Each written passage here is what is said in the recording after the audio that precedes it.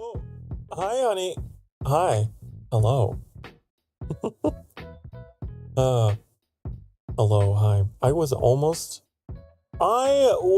nearly late to my own stream because I was brushing my hair.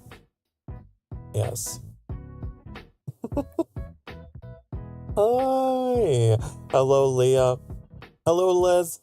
And hello to all of you out there lurking in the shadows. Thank you so much for giving me your time, hanging out with me on this fantastic Femboy Friday. Welcome, welcome. It's Friday the 13th, by the way. Did you know that? It's Friday the 13th. Ooh, spooky. Ooh. I thought about doing a horror game today, but I didn't do it. That's for October. We'll be playing more horror stuff on the channel in October. Being well-groomed is important. We appreciate it. Thank you. I know that I am a jackal demon, you know? I know I am dog, but I fucking preen myself like a cat. I'm obsessed with keeping my hair immaculate.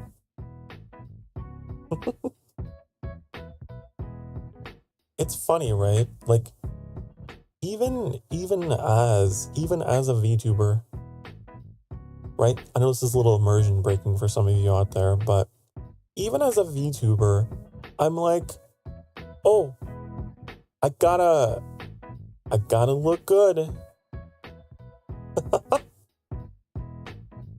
keeps me in the mood. It's more for my own personal self-esteem, you know? Also, real quick, some of you may have noticed,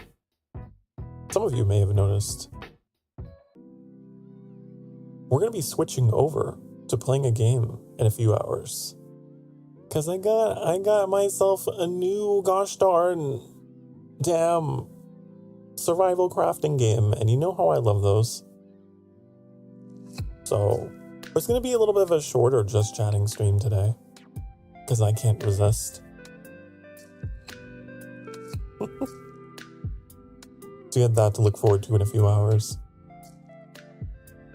Also, I realized that I forgot to get a fucking drink. I need to go pour myself something. Okay?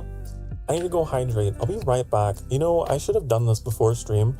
I had a coffee, but it's not hydrating. I'll be right back. What?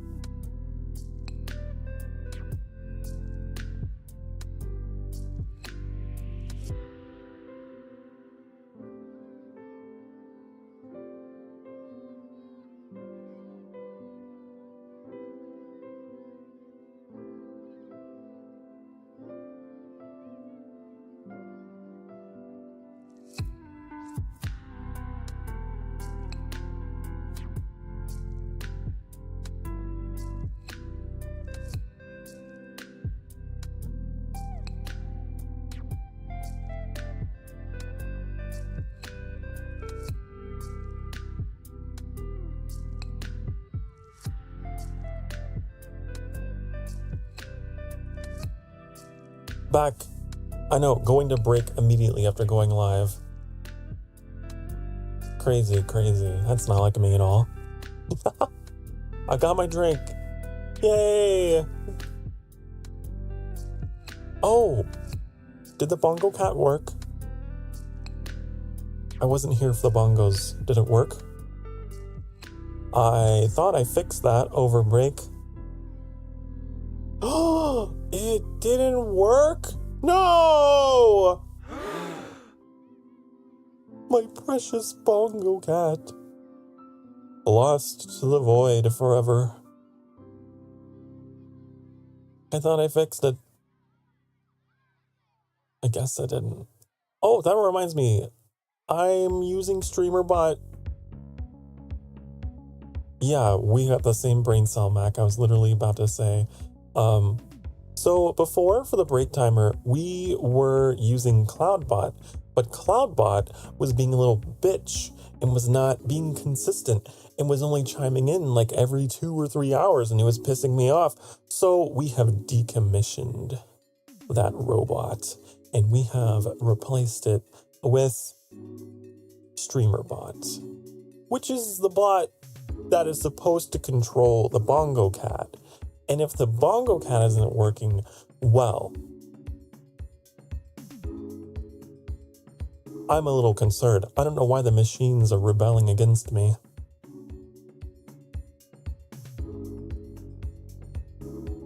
I have a theory. Okay? I do have a theory why the Bongo Cat may not be working. I don't think it's because of StreamerBot. It could be... Let me check. It could be the VTube Studio.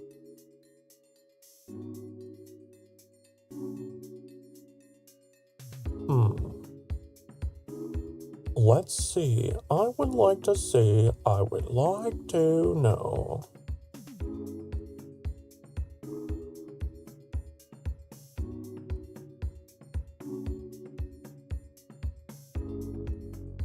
I'm gonna go into my commands here and we're gonna see. Does the Bongo Cat exist? Has the Bongo Cat been erased? Hi, honey. Hello. Hello, Undead Phoenix. Hello, Onion Hat. Everyone's showing up.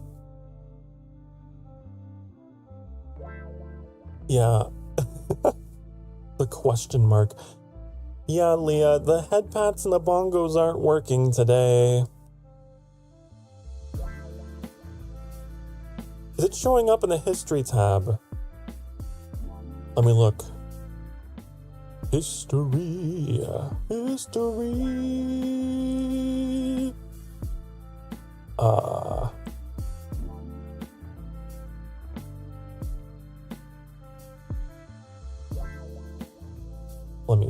Let me see about this.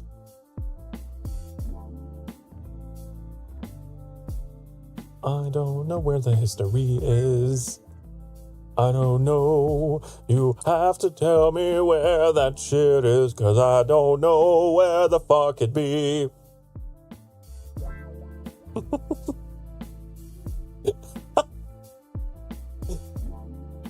Or you could just come over here to my computer and do it for me.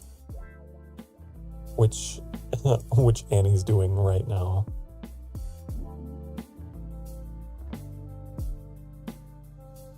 Oh, yeah, it says disconnected to OBS. But that should not do anything with it, I don't think. I'm thinking... Oh, okay, so the test trigger works. The test works.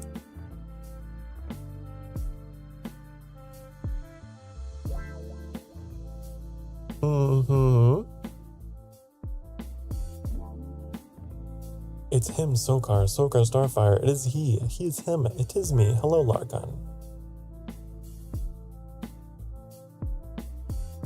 Whoa. That's a weird... That's an old chat history. Why is it not up to date? Weird. Ooh. Huh. Well, even Annie seems to be at a loss. So you know I really broke it.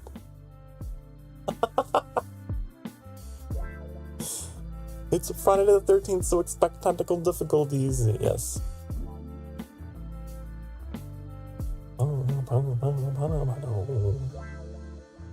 How bizarre! How strange! Yes, we're clapping. I know. I'm so good at breaking shit. Trying to give me head pats, but you can't. Ha ha! Your hands are tied. Your hands are tied. You're all bound. You can do nothing! Try closing it and reopening it. Oh, fine. Okay. Let me make sure you're off for good. Task competitor. Let's see here. Streamer bot, you are dead. Good. Okay, now.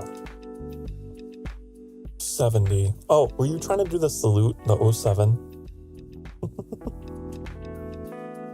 We salute you. For those about to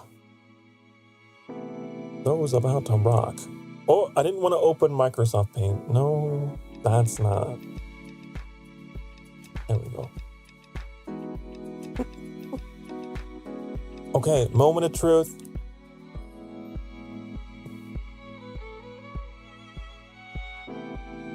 I like the idea of the 7-0 though, because it's like a very sassy, like, very sassy salute. Yeah, okay, so I've reopened StreamerBot. It is not. I get what you're saying, Annie, because usually it shows like the current viewers or whatever, or chatters or whatever, and doesn't show you in here. Doesn't show anybody. It's very strange. I don't know what's happening. I don't know what that is going on.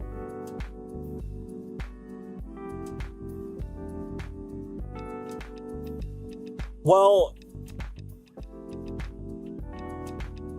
we'll figure it out. It's not important. It's not essential. It is a non-essential feature of the sanctuary, okay? I am the most essential feature. Me, and my voice, and my presence. Okay? You don't need bongo cats and disembodied hands. Okay? You don't need that. You don't. No. You're trying to slap me, but you can't. You have no power here. I've taken it away from you.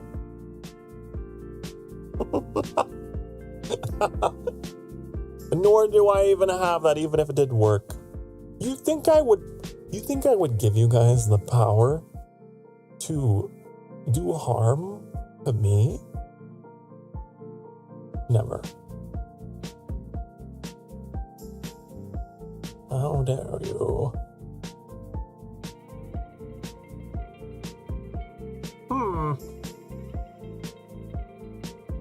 So this hourly break timer, we're gonna really should keep the chat window open even if you don't look at it, because it outputs important stream events like if it detects you when live.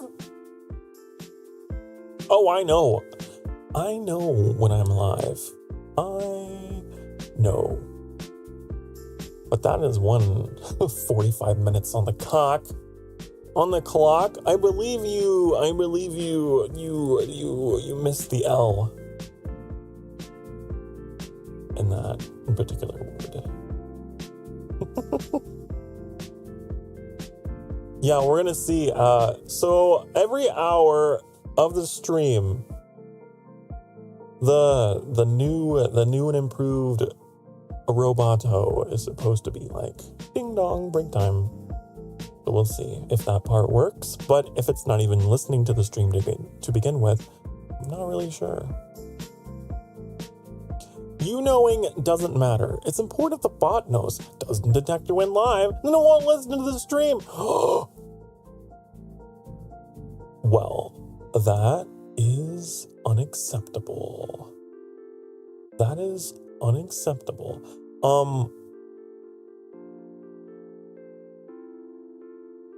But the chat that StreamerBot is pulling from is from Manor Lords? Really? We streamed that forever ago. Why is it...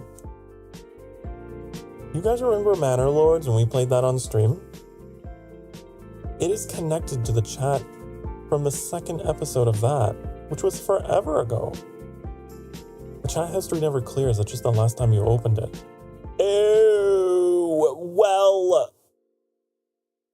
You see, I've been streaming for close to a year and a half now, and I'm still learning shit, okay? So if you ever feel bad, just know you'll never stop learning.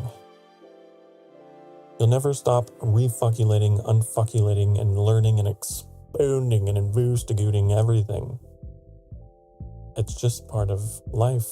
Life is constant refuculation. Okay, well, fascinating.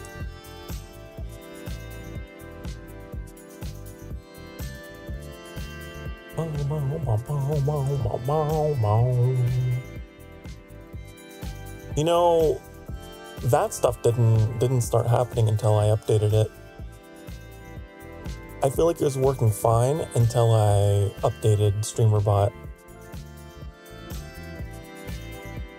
And now it's like, well, I suppose I will now break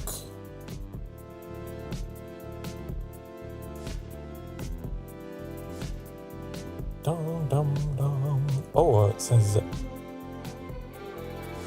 huh. I don't know. Anyways, there was something else I was going to tell you guys, and now I'm all scatterbrained and completely forgot because I got sidetracked trying to fix this stupid thing.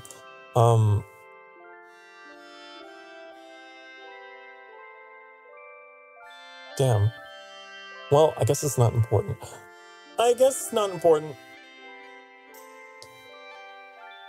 So, first thing, we're going to be switching to playing Enshrouded in a few hours. Second thing, next week, on the 18th, we're going to have a long stream. We're going to have a long day, okay? Long stream next Wednesday.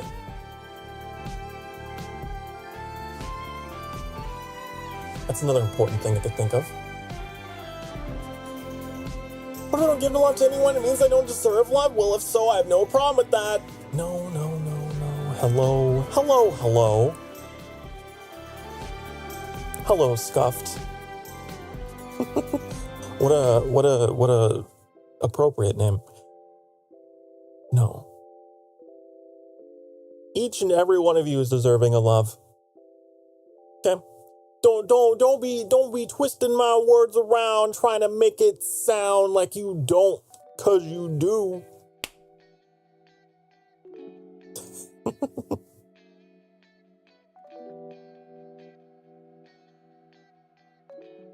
So, next Wednesday is going to be big, long, girthy day of a stream. Why, you may ask? What is the special occasion? Well, honey, September 18th has always been a very special day to me. September 18th, because that was the day that I came out. And I was like, hey, you know what?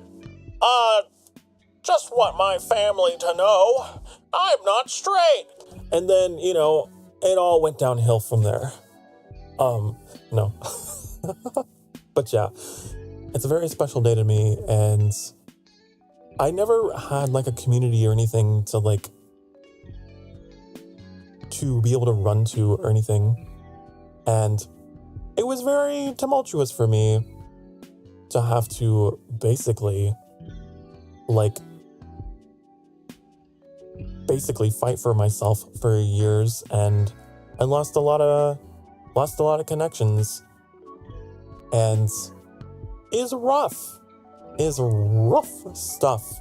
So I wanted to make September 18th super special, positive, happy, long stream day. It's like my personal Pride Day. You know how June is like Pride Month and like all the corporate stuff with that? No. September 18th is like the real deal for me personally. Much more personal for me. We'll probably play something like Assassin's Creed Black Flag. I believe that's what I did last year. Because of what that game meant for me personally. Which, oh, it's so crazy. Because, like, that was much earlier on in the channel, and there weren't nearly as many of you around then to, like, hear that story and all of that. And now there's so many more of you.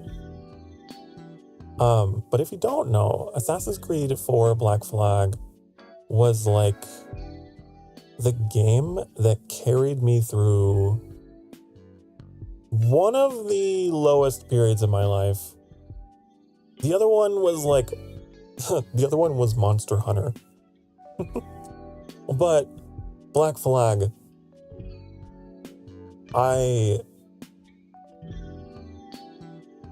would just be up with that game in the dead of night, just sailing or whatever. Not even necessarily playing it for like the main mission objective or story or whatever. I would just turn my brain off and just sail. It was like one of the few games that I had at the time. And it was a time of my life when I wasn't really given a lot of privacy.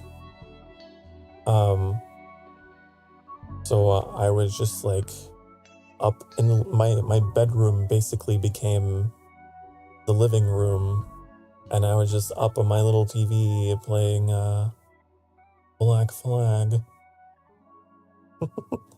So I'll probably play that again. You have a question?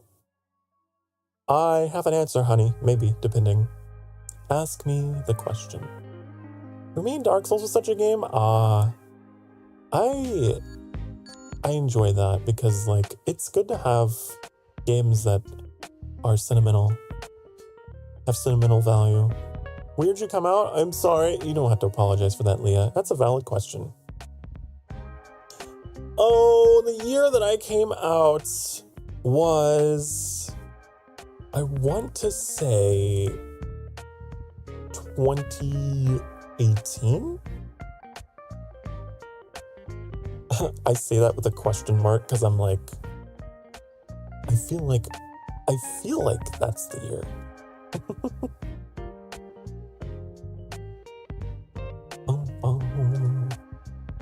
Pretty sure. I am pretty sure that was the year. Yeah, it was. 'Twas.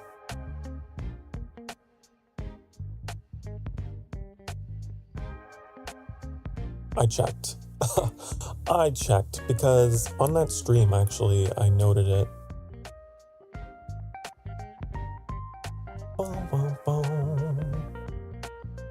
And I don't know. I keep a lot of like random notes, things that are important that I never ever want to forget. So yeah, it was 2018.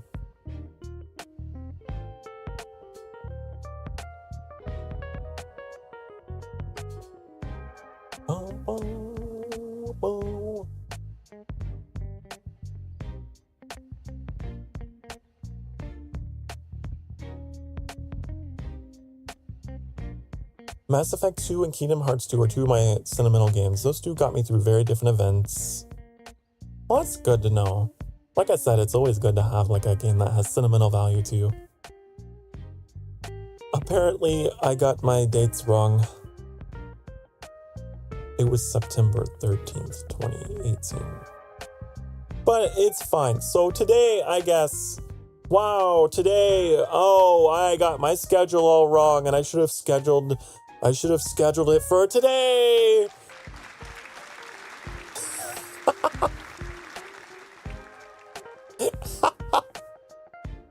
It was today. Apparently.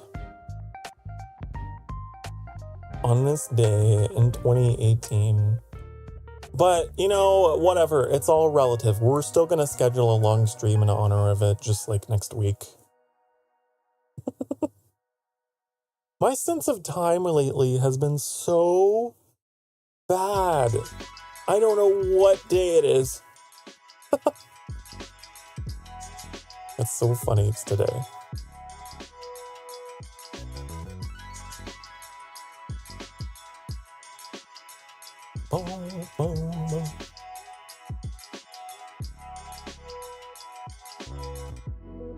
Let me think of the timeline here in my head. So I wasn't like playing Black Flag and going through that time of my life after I came out. It was actually before. I want to say that was like 2013 or some shit like that. Because it was a little bit after Black Flag actually came out, I remember. I was playing that because in the years leading up to my coming out, that's when I was like having really intense intrusive thoughts and all kinds of, just ideations and shit. And hi D, hello. Hi. I'm just telling story. It's story time with Sokar.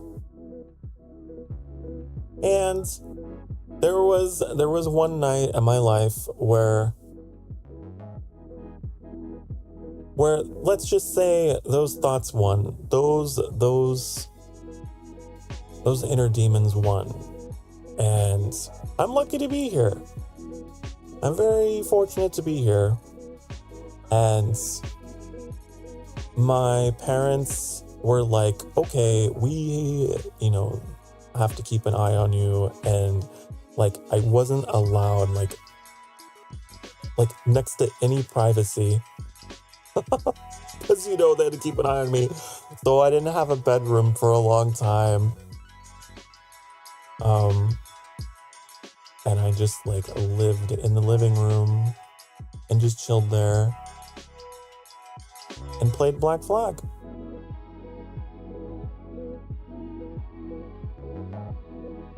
And I don't know, it was a rocky period in my life because like I feel like I should have probably gotten like some very real like help with that or whatever. I don't know. It's one of those situations where I know that my mom was thinking a lot like, man, what if this, what if that, should've, could've, whatever. But it's in the past, and I am in a much better place now. I'm in a much, much better place now. But I think that it is an important part of myself that is worth bringing up and worth looking back at every now and again. Just as a way to like measure my growth, That's the only reason why I bring it up. It's not to like bring anyone down or anything. There was a small part of me that heard you say September 13th in one of the streams, and I was like, maybe I'm misremembering. Yeah. Yep. You're right. That's why I write this shit down, because, yeah.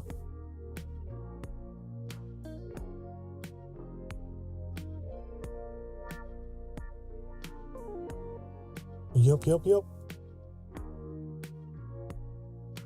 But it's crazy to me that there was a time when I was just unable to. I could never. Maybe this is crazy to you, or maybe you can relate. I don't know. But that time of my life, I was convinced that I would never make it through my 20s. So, like, coming out of high school, I didn't have any plans. I didn't bother to make any plans for the future. I was just like, what's the point? What even? Why? Because, like, I just could not see anything for me. And I spent a number of years just, like, with my parents. I was unemployed for a little bit. And then, I started to get better and pushed myself. And I'll never forget one of my first paychecks I used to buy a brand new, gosh darn dang damn computer. And I started trying to give myself hobbies, and I had a YouTube channel actually that I started way back then. And so I was trying to support that. It didn't go very far, but it was something. I really tried extra hard, and I didn't really quite know where I was headed with my life or anything, but I did all that I could to try and rediscover, myself and try to get out of that. And maybe some of my coping mechanisms were a little unhealthy, but yeah, definitely it's been a lifetime of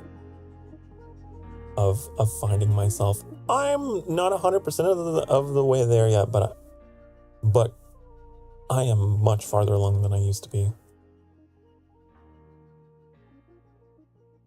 My dear Sokar, one time in the past I consumed far more than needed for last dose of certain medication, so you're not alone in slipping away from the grim Reaper. Well, I'm glad that you're here as well.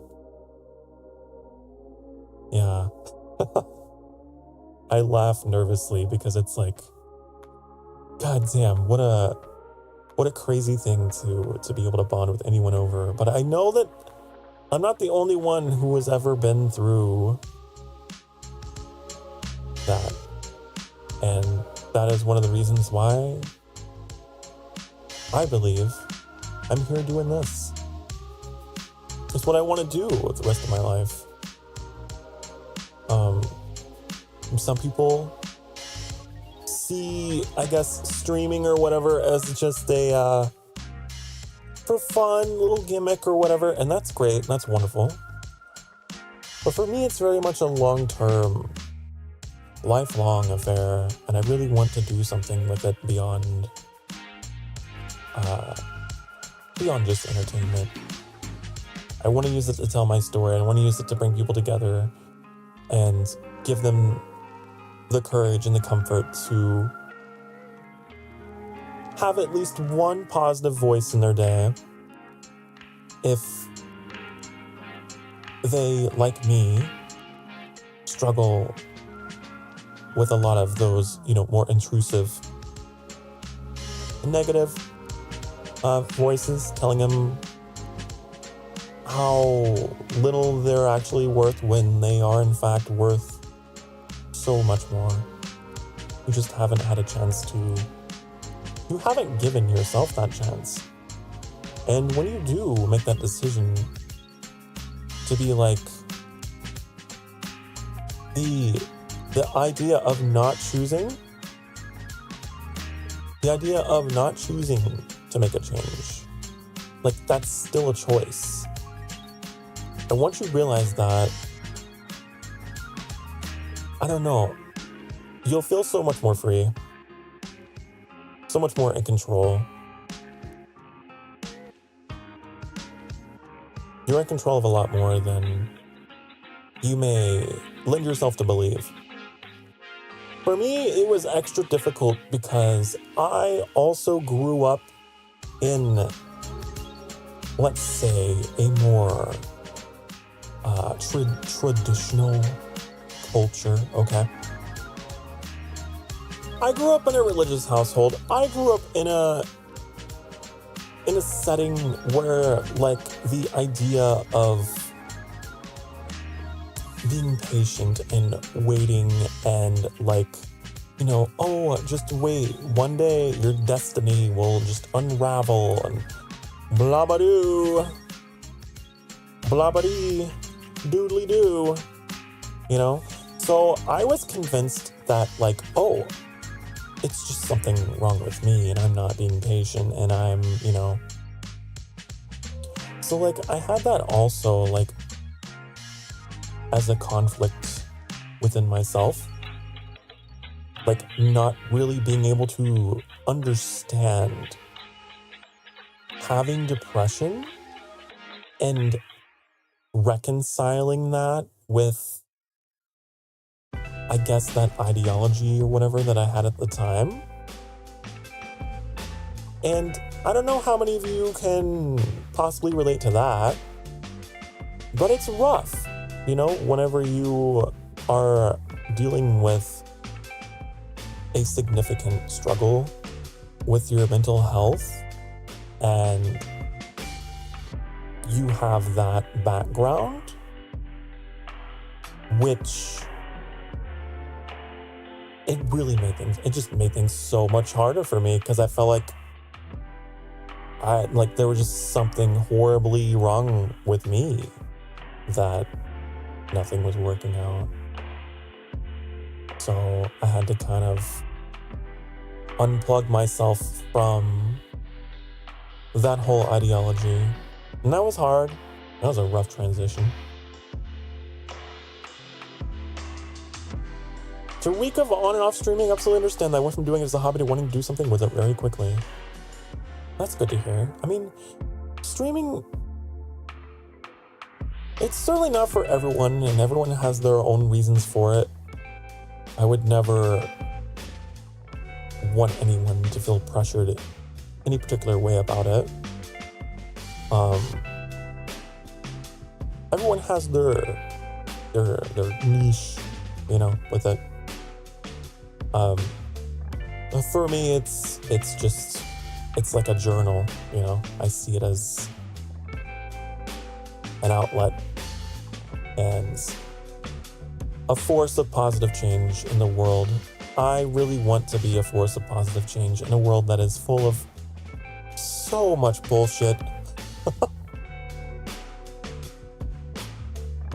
And we shall also be the support you need in your life. Thank you so much, D. I know you will. I know. This community has already done so much in terms of making me feel like being able to turn all of that pain into power and, like, to make a career out of something that is based upon a foundation that I once saw as, like, my fucking shackles, you know? Hooray for community! Woo! I think if I could boil it down to one word, yeah, it's community. Community is not something that I had ever until this past year and a half. I didn't have anything like that.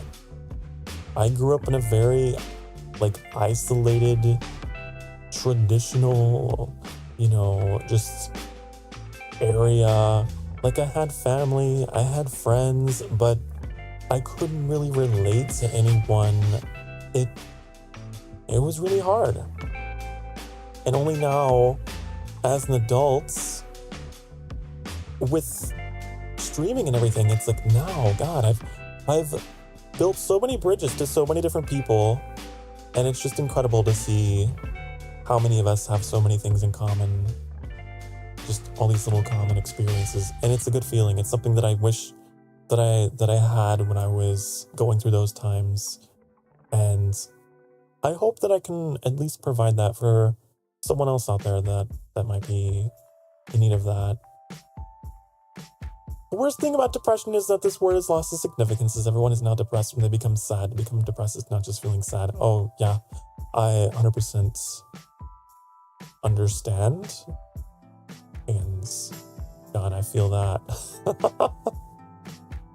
Oh, I hate that shit when people are like, see it as like a quirk or something that makes them cute or whatever. It's like, boy, have you ever been at the edge of yourself? Have you ever been at the absolute brink? Do you know what that's like? You know what it's like to not have energy? Not just in front of other people for your posts or whatever. Fucking sucks.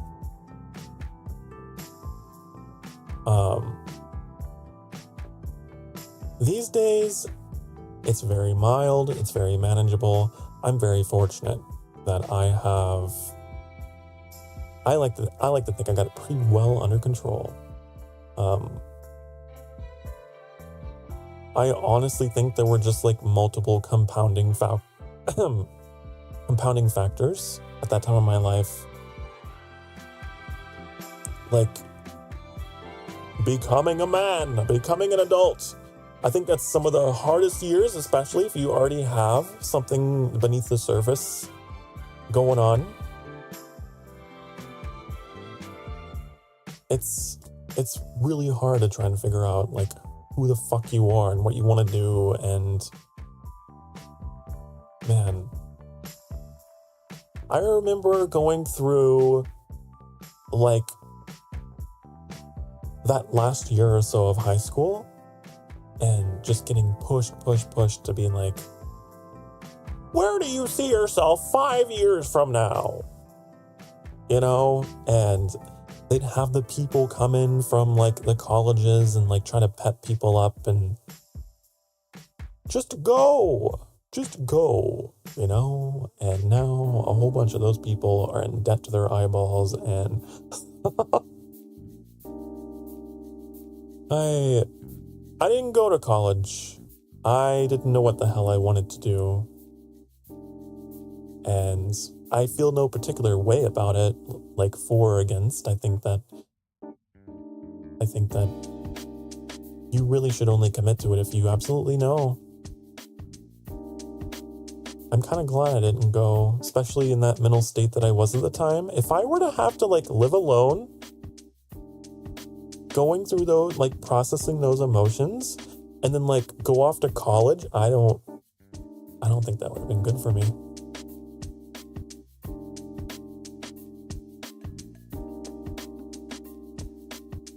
Sokar, my liege, you have my hat. The Lord of the Rings. And my axe. Best advice. Why don't you just stop being depressed? Yep. I've heard that before. Have you ever tried just not? Why are you like this? Why can't you just be better? Just get better. We tried being happy.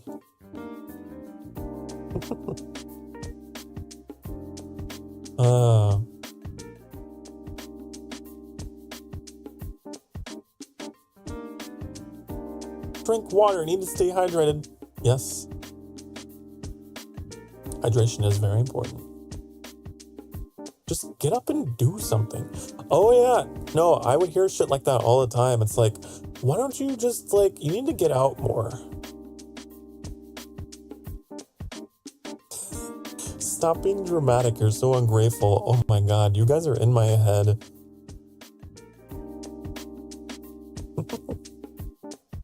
Fuck. Yeah, I grew up with a lot of that.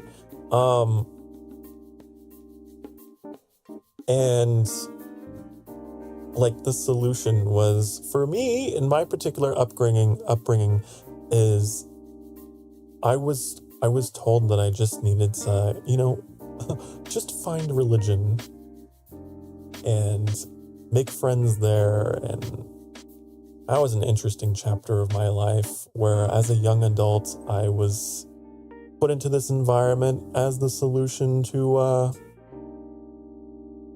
of that going on. And I don't know, it was like a Band-Aid solution. It really didn't solve the problem at the root of it, which was that I was just deeply unhappy and horribly repressed and was not tapping into those parts of myself at all. I was covering them up. I was refusing to take those parts of myself seriously. And these so-called friends that I was making as an adult were like not really friends. It was just, I don't know, it was like a whole performance. The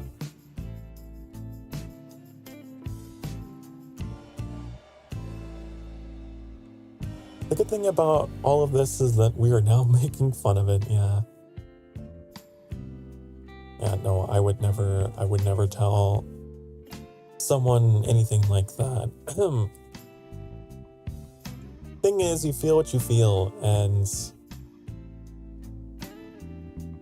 really the key is not just like telling someone to just like, and just get better, just do something. Like, just, you need to just do enough to get by sometimes, honestly. And telling someone that they just need to be just thrown out of their comfort zone on a whim when they're tired, I don't think that's the best solution. I think that it's so much easier to be like, you need to find, for me, okay, so I got a lot of counseling, and for me, I was told that journaling would be very helpful for me, because just in general, it's a good idea to kind of log your thoughts and feelings and everything. But also, I really enjoyed writing and reading, and it gave me a lot of personal insight into who I was. I don't know, it's like looking in a mirror. And I think it's more healthy to have outlets other than being forced to be extroverted. I don't know why. That is the go-to from people who don't understand it, but like, I think that it's so much more important that you use that time to take care of yourself and to look inwards and find healthy ways to like, okay, why am I feeling this way? What can I do with these feelings? And, for some people that is art, it's writing, it's, just some kind of creative expression can help you get through that. And even music, listening to music or watching like a comfort anime, just finding ways to pass the time. And it also can really help to, hard as it may be, to remind yourself that it's not forever, that eventually it's going to get better.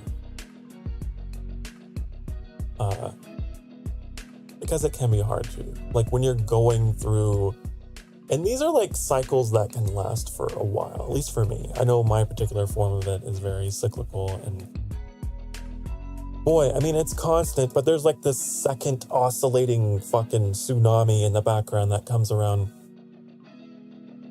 and it keeps me down for a long time. It's not just for a little while. It can get hard. It can really fucking hard. So I like capturing moments when I'm feeling good, so that I have something to reflect on and be like, oh, look, it's me. I was happy. Oh, look at that.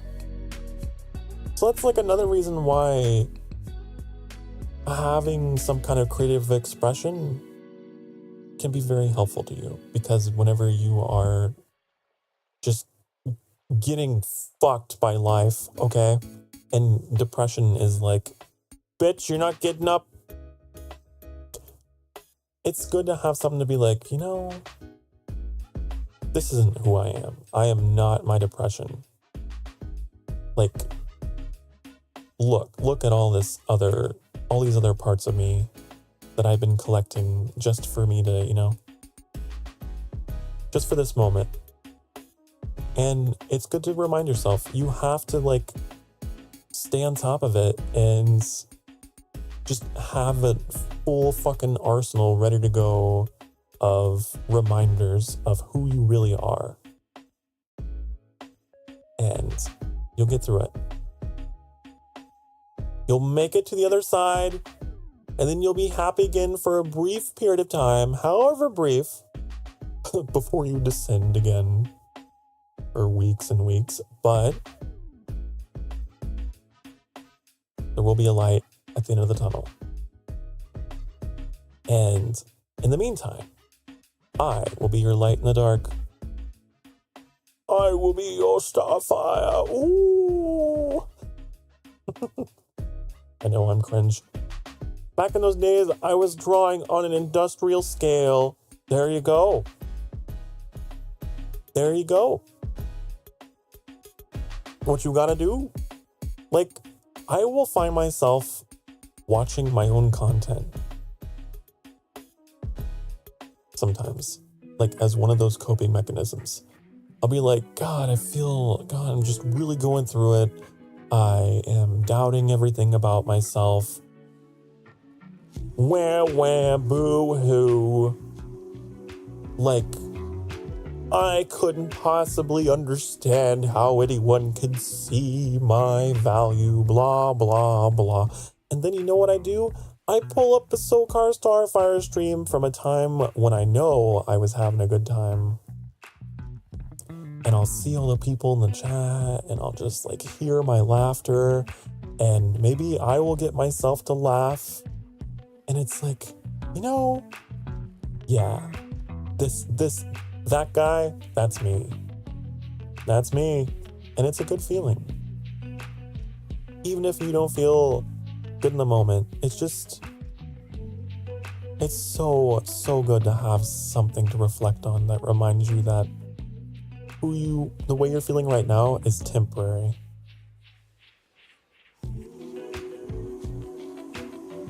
Depression be like, today we are not eating, best of luck with the scrub. Yeah, I have always had problems with eating. Since meeting Annie, I've gotten better. I have gotten much better because I get just fucking harassed about food all the time by Annie.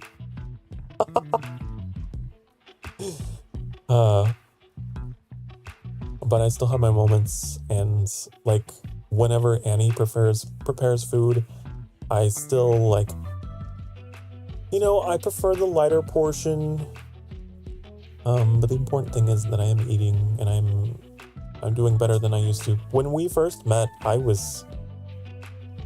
could see the fucking bones in my face. I was skeleton. I'm not proud of those days, but I am proud of how far I've come from them.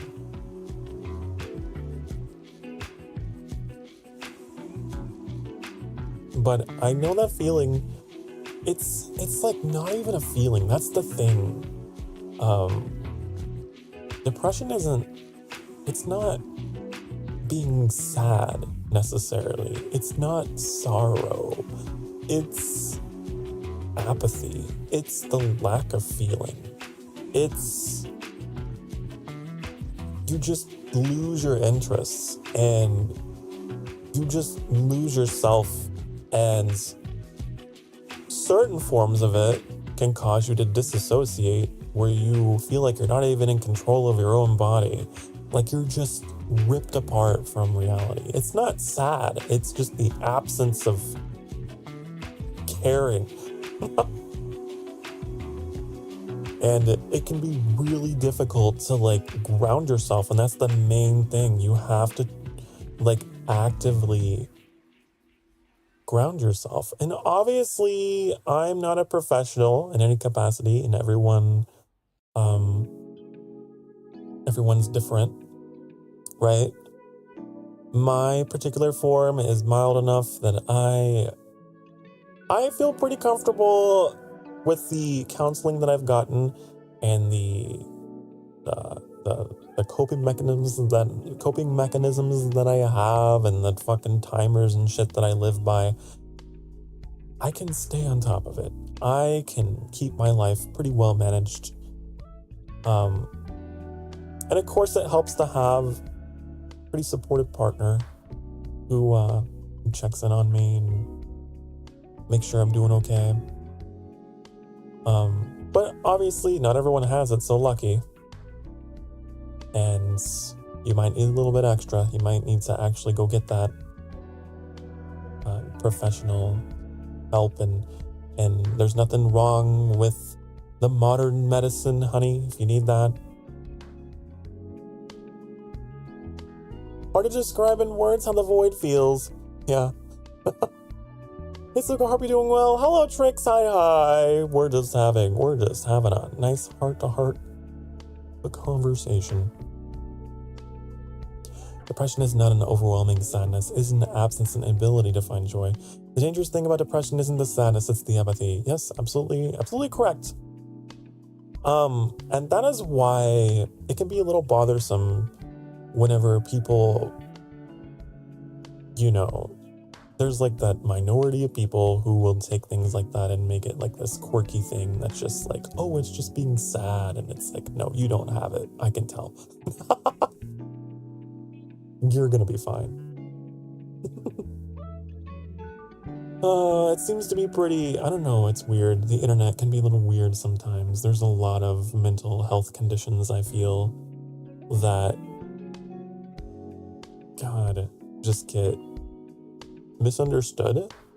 I know another one is, what's another one that people self-diagnose all the time?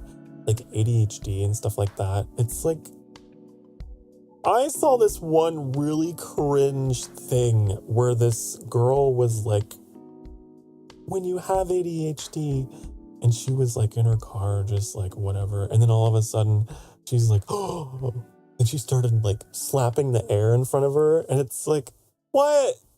No. What do you think that is? What? I don't know what the fuck he thinks going on. Like, put on all these like filters and things to make it like cute and quirky and like weird. I don't know. I guess she thought that ADHD means you just like spontaneously just become cute or something. I don't know. Or just start hallucinating and swiping at the air and, oh, everything is wonderful. That's probably the most recent thing that I've seen. Just made me just go, what the fuck? Oh.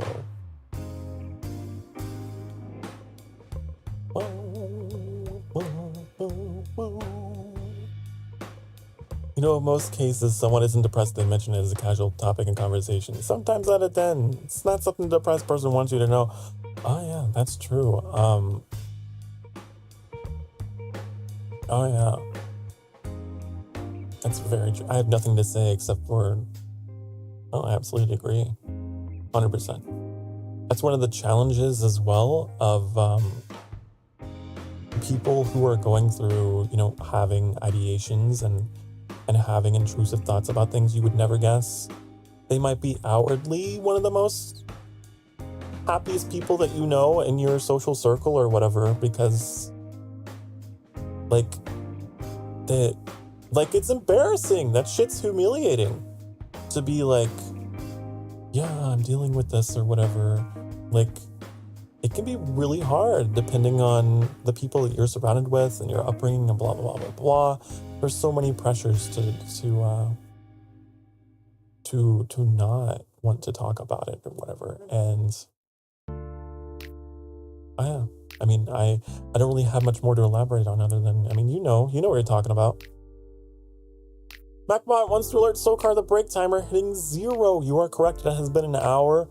Good to know. StreamerBot is broken because not even the timer function is working, but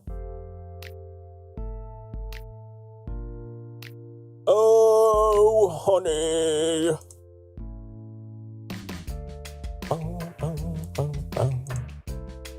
Okay. I will be right back in a few minutes. If you have been sitting for the past hour or so, honey, it is time to get up off your ding darn damn ass cheeks, and it is time to stretch them. And it is time to get up and go to the bathroom, and then, I don't know, have a snack, have a drink. All those wonderful, wonderful things that it's easy to forget that you need. I'll be right back. Mwah.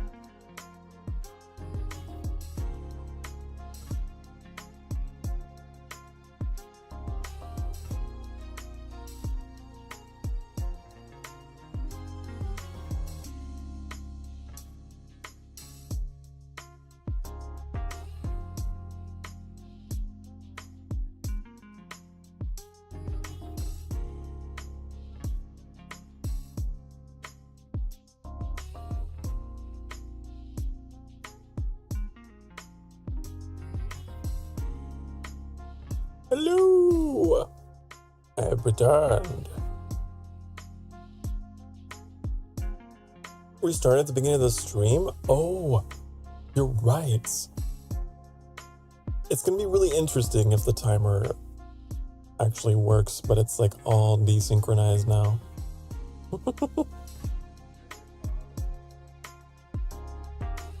I actually did it. I got up and stretched, says Larkan. Holy moly, so many of my bones and muscles made noises I didn't know they could make. Well, congratulations. I'm proud of you for getting up and stretching. Boom,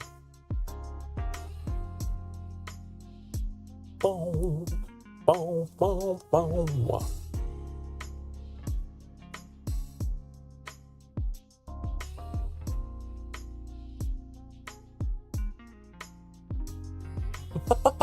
What is this message? Is it a reference? Hello, scuffed. If it's a reference, I'm not getting it, but that's hilarious. 80% chance that I'll cosplay a pinata on a tree. No. Or are you making dark humor? If this is an attempt at dark humor, honey. No. That's... Ooh.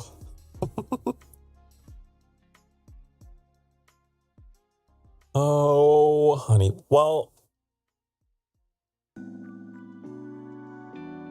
what was I talking about? There was something I wanted to elaborate on. I don't remember what it was. What was it?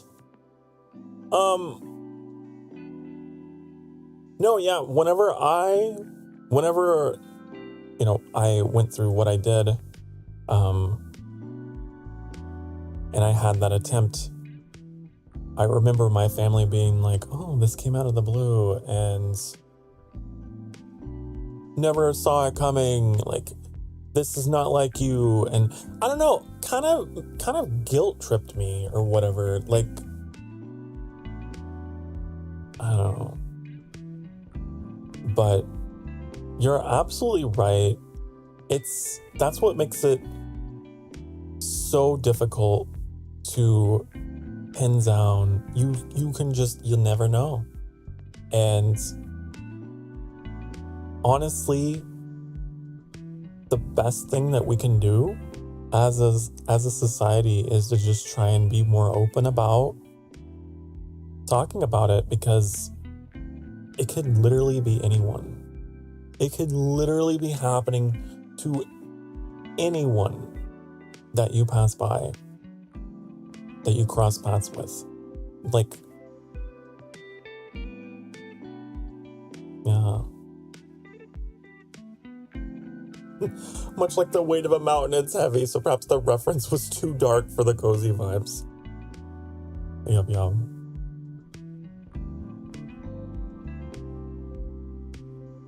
I will say this, though.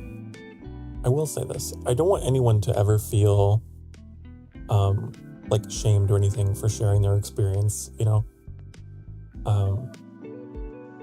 as I once felt a long time ago. So I want you to know that you are all loved here and you're all equally cherished and valued. And I would never just be like, how fucking dare you?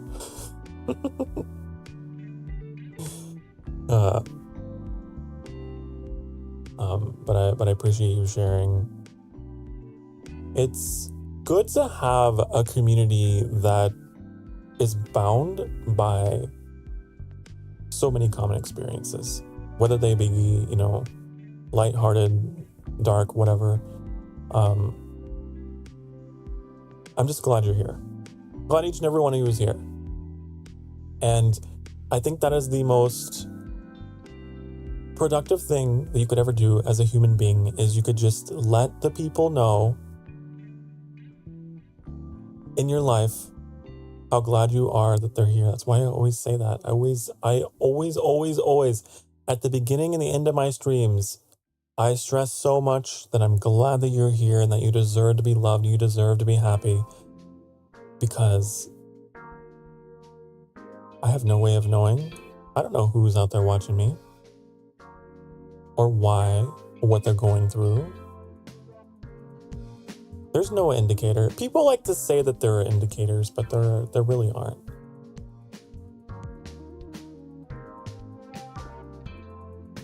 And though if there are, they're kind of tricky to spot.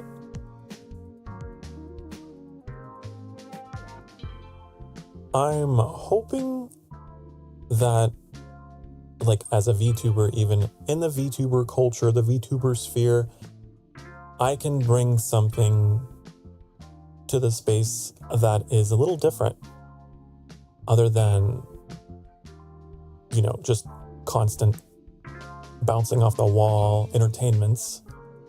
I guess it is a form of entertainment, you know, like, I like to make you guys laugh, but you know what I mean, right? You understand. I'm here for those among you who need to laugh, but you don't want to be made to feel like you're being forced to laugh. You know what I mean? Like,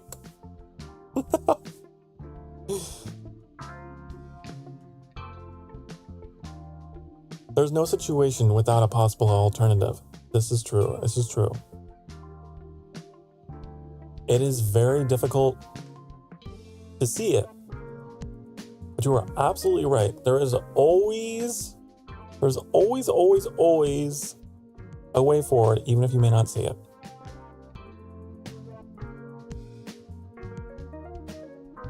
You could be lamenting, you know, like, oh, there's no escape from whatever it is that's stressing you. Whatever it is that is keeping you down, that is, like, got your thoughts occupied this week.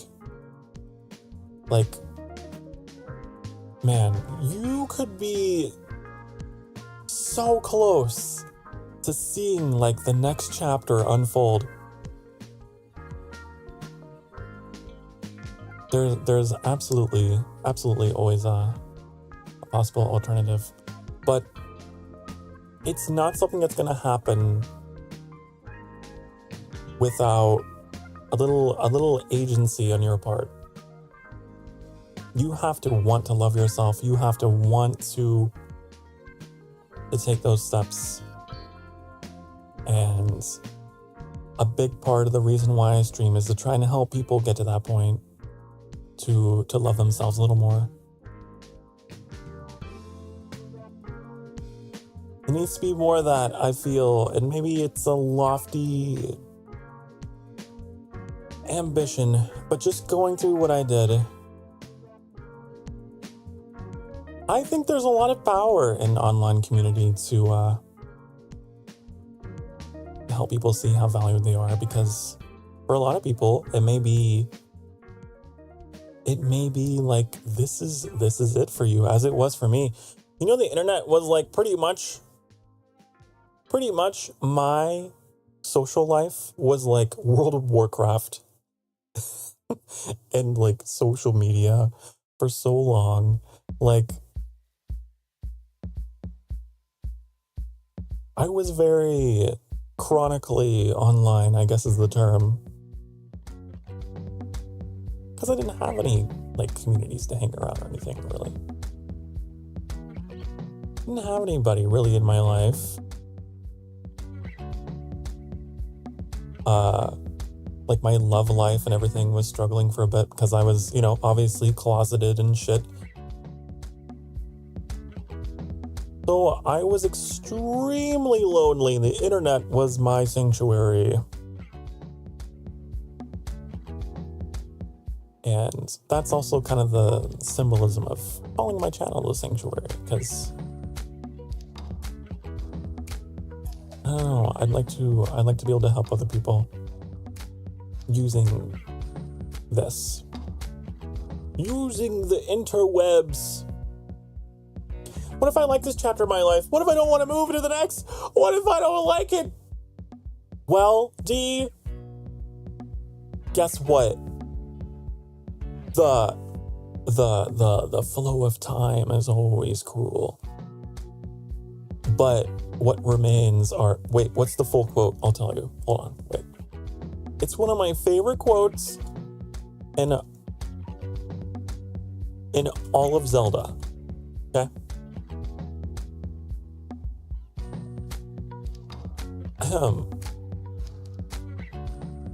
I love it because it captures the anxiety of fearing the future, but also gives you a sense of what's the word? I guess pride in how far you've come or whatever. I don't know. The flow of time is always cruel. Its speed seems different for each person, but no one can change it. A thing that does not change with time is a memory of younger days. There's more to it, but I can't find it. Why can't I find it?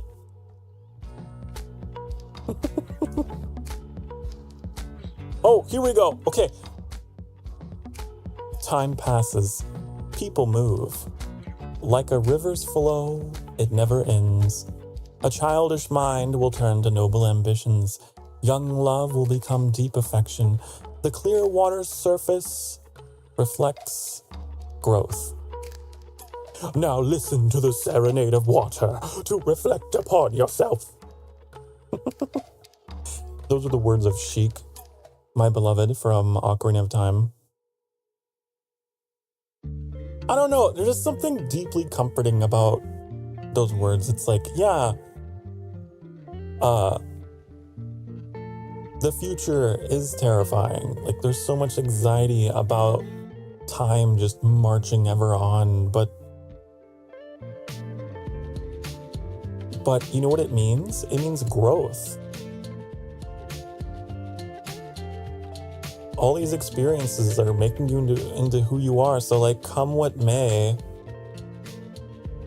you are going to grow, and you're going to build upon yourself. How can you know who you're going to be and where you're going to end up? And like, it's exciting. No matter what happens, it's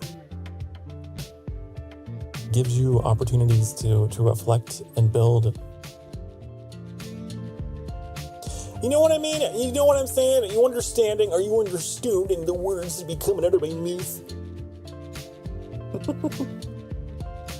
I share your anxiety though, D. Whatever bullshit wisdom I have to give, the best thing that I can give is my company, and I can relate to that always. I don't think there's ever been a chapter of my life where I was like, I'm scared to go to the next one.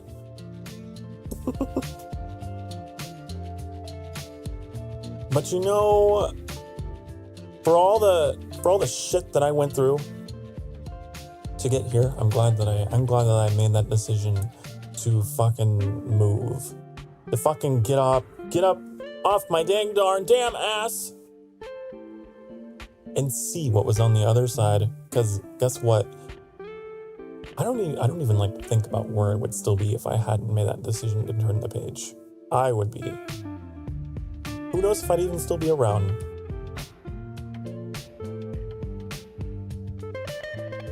There was another quote that I think of. It's not Zelda, I know.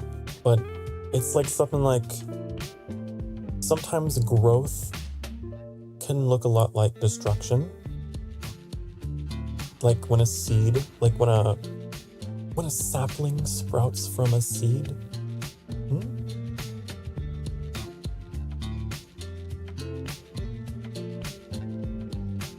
The biggest lie told to us in childhood is that adults know what they're doing. Yeah, we're all just big kids. We're all just a little taller and older, and we have experience and all the rest, but like,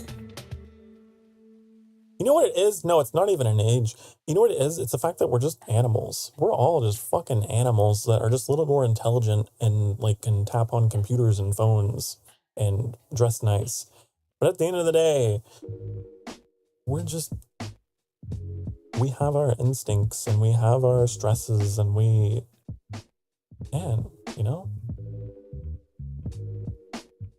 I think it's important to remember. Self-care, self-love, not just because of like all the fluffiness of taking care of your mental health and blah blah blah, but just because you're an animal, you are a fucking creature of biology, and like it's so easy to forget how dependent on shit that you are, you know, and how you evolved to have pattern recognition at one point was like a survival skill, but now the ability to recognize patterns drives you crazy in the modern world. So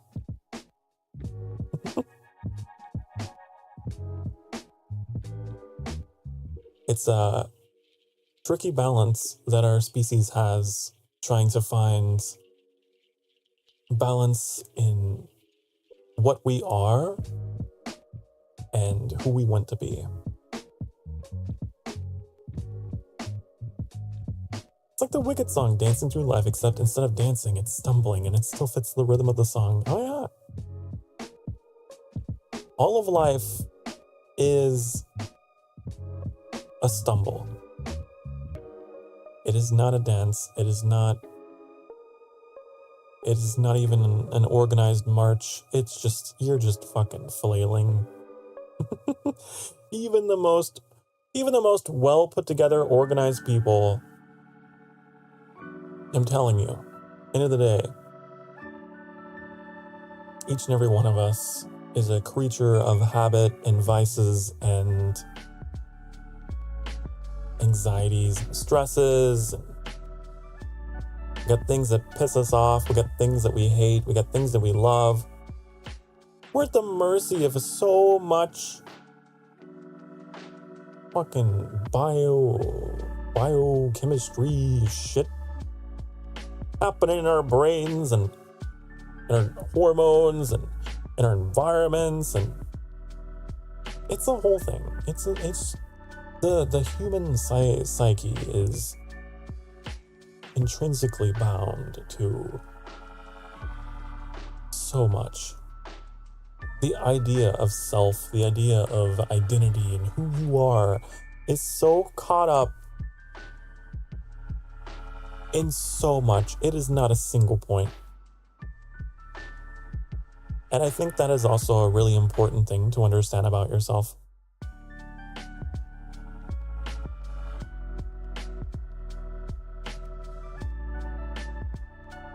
We're all just free falling through our lives that are riddled with confusion. You are. You're free falling. But you know what? It's a pretty cool journey. Living in free fall, taking these round trips around the local star, round and around, just experiencing. Pretty good, pretty cool, I think. Pretty cool to be in this moment with you guys on this rock. What an awesome fucking planet we live on. You have to stop every now and again and just kind of check in, you know? Easy to forget how far you've come. Easy to forget what you've accomplished, and like just being can be the most incredible thing. Just to be here. To be here is an act of choice, not just to be here in the stream. I'm talking about beyond that. Just to be alive. Especially, you know, if you have dealt with certain aspects of mental health, it is an active decision to be alive. And I tell myself that all the time, like, it's something to be proud of. Every beat of your heart, honey, is the sounding of a drum an open rebellion against the void. Okay? It's true. You keep on making that song.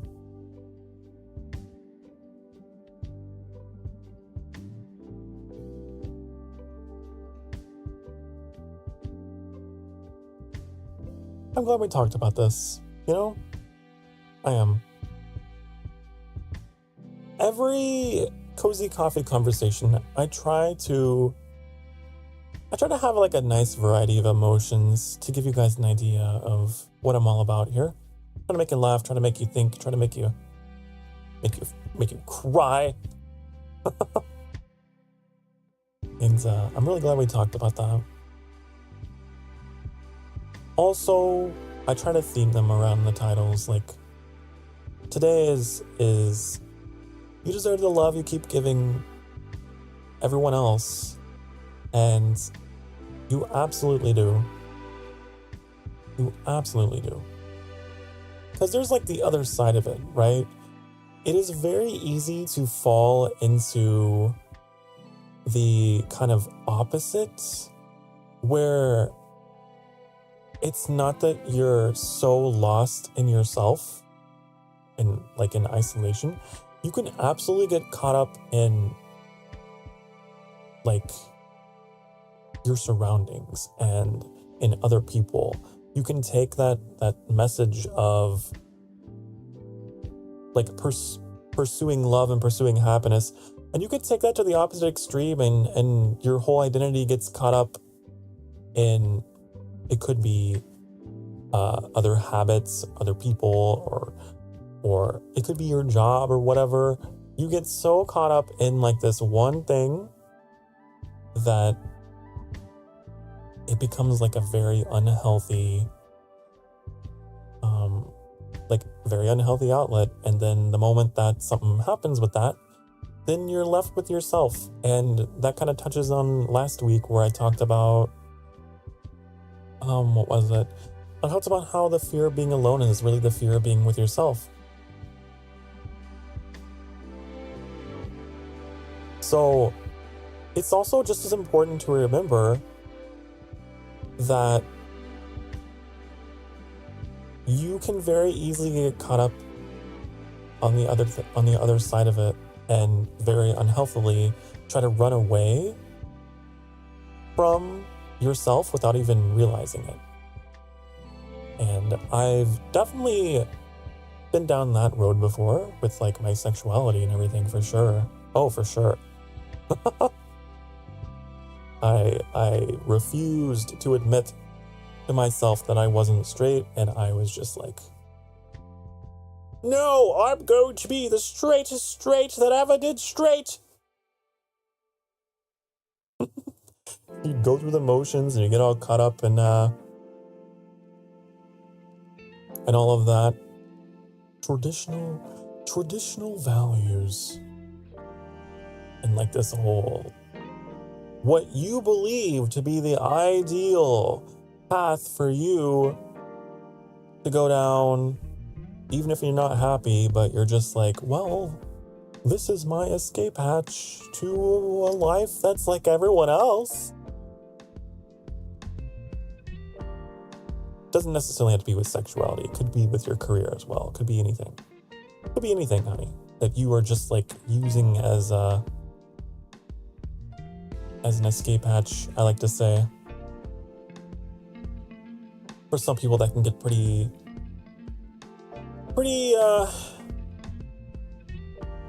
bad, pretty harmful to their health even, right? It's important to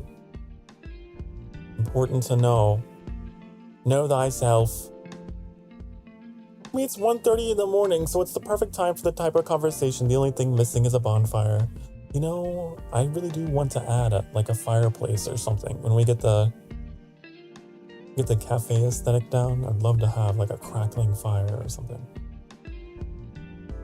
What having close friends looks like. I've had similar conversations with people close to me numerous times. Yeah. Yeah, there's nothing wrong with that. The kind of vibe that I want to have. I want all the little Emberlings that come through this cafe to feel like they're among good company. But yeah, it is you're gonna spend your whole life, really, if you want to know what the purpose of it all is, it's to know yourself. That's what it is.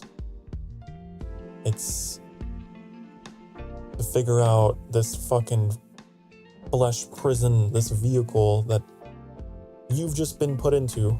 You know, you don't choose. You don't choose your spawn location or your, you know, like when you're born into this world, you're not given a character customization menu, like, you know, like it's a video game or something. You're just kind of, boop, oh, you're here now. Good luck. Shit's hard. It's really hard. Especially if maybe you feel like you've been given a spawn location or a character that maybe there's parts of it that you don't like. Like, man, I would have changed this and changed that. I'm making a video game analogy because I know a lot of you probably are gamers like me.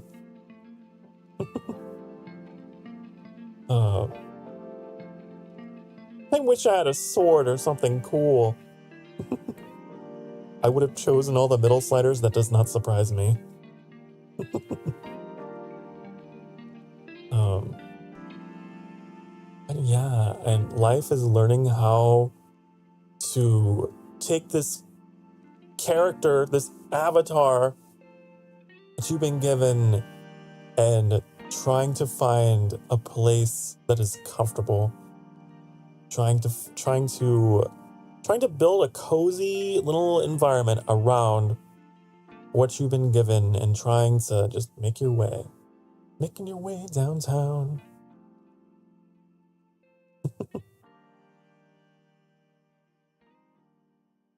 That's what it be. And some of us become VTubers.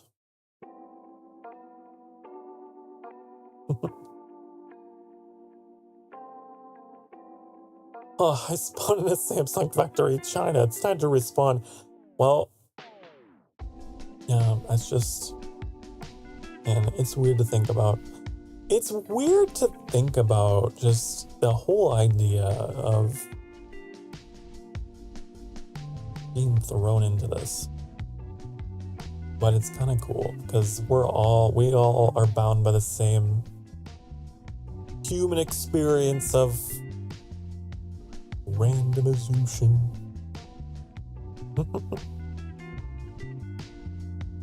My body is a temple, ancient and crumbling, probably haunted or something. Ah, yes. Imagine like an MMORPG where you don't even get to choose your character. They just throw you in. They choose a class for you and are just like, here you go. That's what you're gonna be. Maybe you can change your class in the game, but it takes great effort. You know?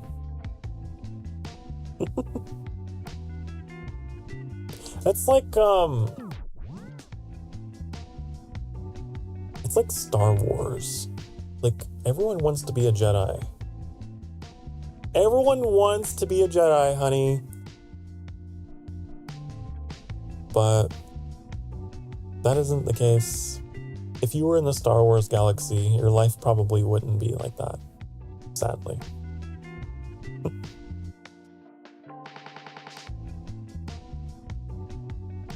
Dang it, gotta make a new character. All randomized Elden Ring is basically that, I'm pretty sure. Oh, is it? Oh, there you go. I've never played. Imagine if we would have been able to see a trailer of our lives before we were born. Ooh. I don't know. It's one of those things, like, if you had the ability to see your future, would you take it? Would you take it? Would ya?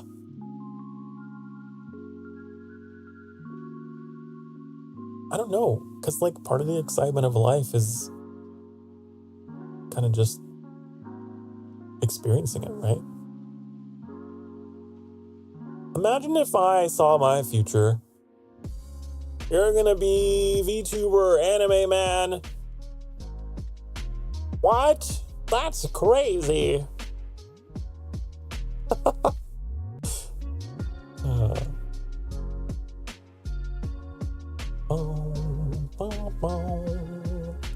Who wants to be a Jedi? I conveniently forget it's no family, no friends, foul celibacy. Yeah. It's a hard knock life. I don't know if I'd be comfortable by knowing I would have a panic attack when my greatest moments were passing by and be worried about not experiencing them. Ooh. Yeah.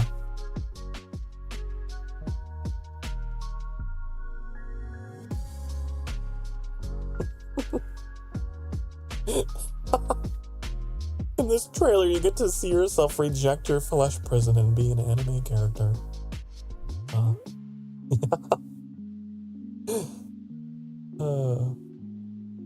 I don't know. I've always been of the persuasion, like, I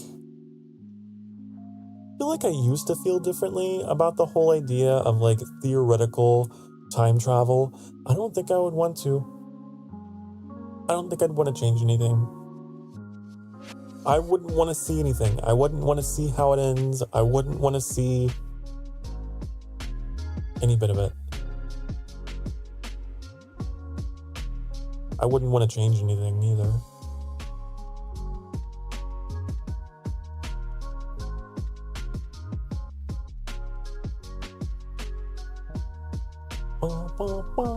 I need a new perspective. So become a VTuber vampire librarian. There you go. There you go. Life would be so different if everyone had photographic memory. You know, photographic memory, I guess that's not really time travel or anything, right? That'd be beneficial. I would love to have that, because my memory is bad.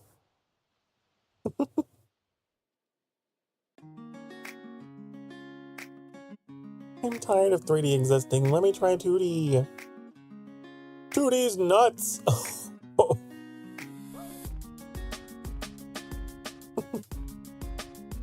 Oh. We live in an incredible time with art and technology and the communication. Really, we do.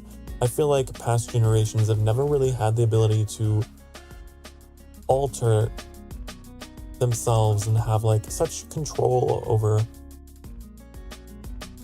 their personal happiness as we do. The internet is a lovely thing. Oh wait, that means I'd be able to remember all the cringe stuff I did when I was younger. No! It's true. Be cringe and be free.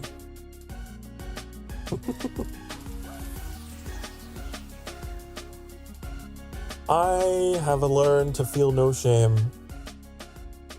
I couldn't possibly be embarrassed. I couldn't possibly. You bring up some part of my past before my community, I'd be like, yeah, I got up and did a musical parody of Bad Romance in my Latin class. I called it Bad Romans. Yeah, I did that.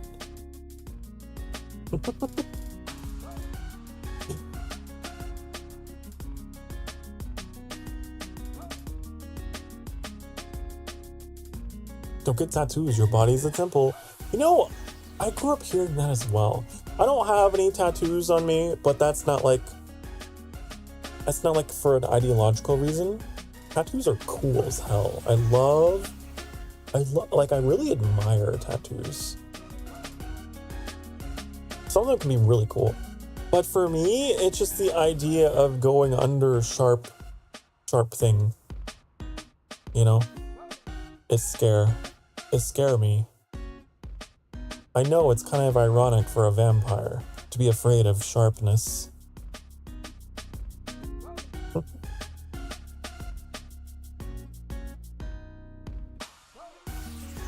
If brain rot is bad now, how bad will it be in the future? I don't know. Are you talking about like the language and the memes and whatnot? It's always changing. It's fascinating.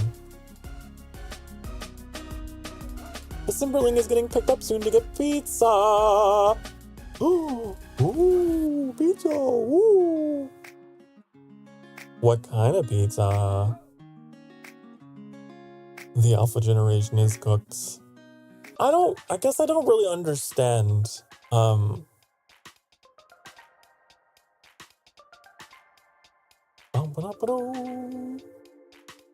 just don't understand. That's the end of that statement. That's the end. I don't know why these days most people with tattoos have absolutely no personality. Well, I don't know. Maybe it depends on the tattoo. Maybe it depends. There's people out there with some really cool ones, though.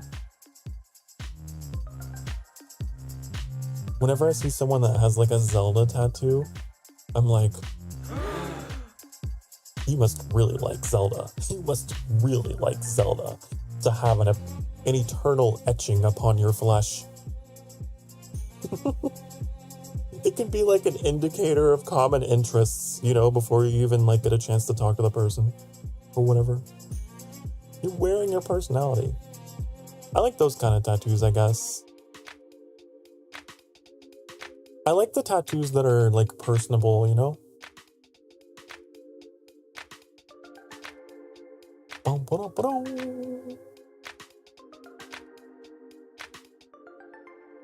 Toppers.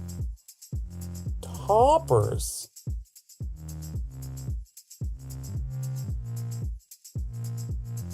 I don't know why that word, I don't know why you confused me with that. I don't know what you mean.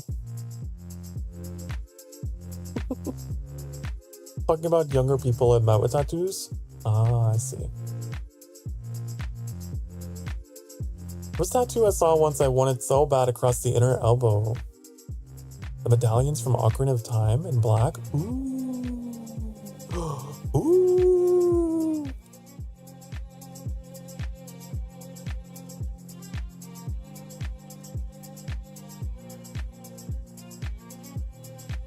I guess the only tattoos I would be like a little kind of like the super massive tattoos, like huge, covering huge part of your body. It can be really beautiful, or it can be like, you know, it's like 0 to 100. Some of them are astounding. Some of them are messy.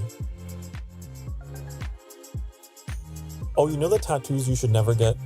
Never, ever, ever, ever, ever, ever, ever get a tattoo of like the name of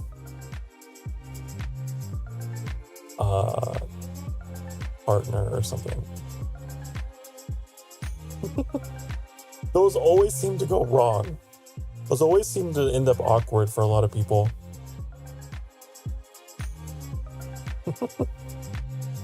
But you know, if it works out for you, honey, great. But be careful with committing to something like that.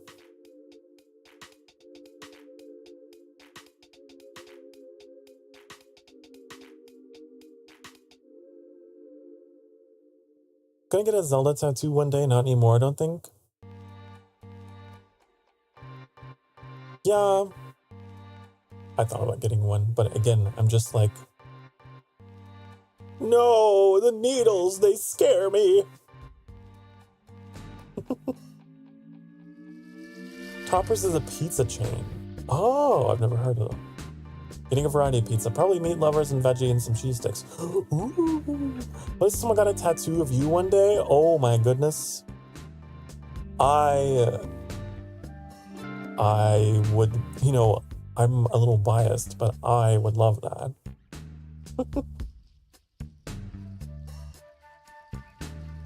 How would you want to get a tattoo on my neck? Really? You would have someone put a sharp instrument on your neck. Oh.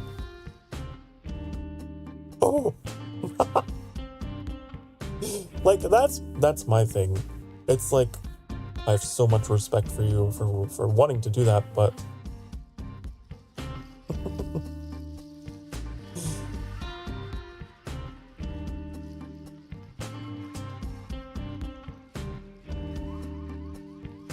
I'd feel so vulnerable, you know? The neck is the most one of the more vulnerable parts of the human body. And just like, yep, I'm trusting you.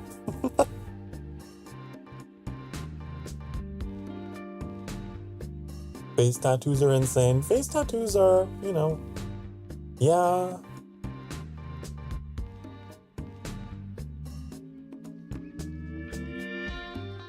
Get a tattoo of sassy, classy, a little smart-assy. There you go.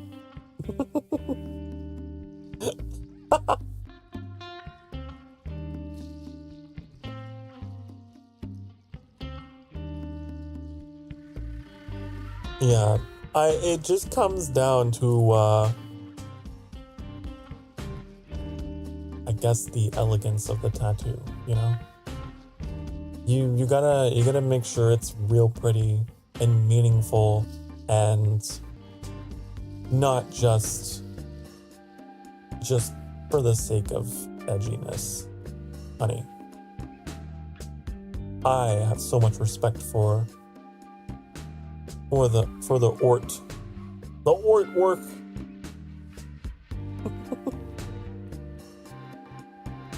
I'm just imagining now, because I'm all talking about like classy art. Imagine if someone got a tattoo of, hold on, I'll show you.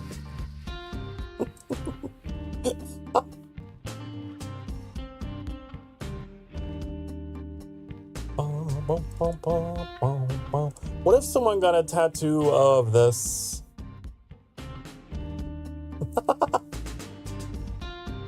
Oh my god. Imagine explaining that to people. It's like really bad Microsoft Paint. Like...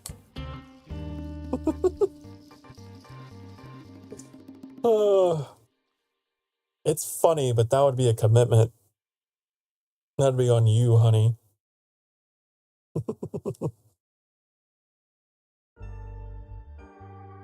Heading out for pizza now. Someone remind him in 10 minutes to take a break. I know, Mac. God.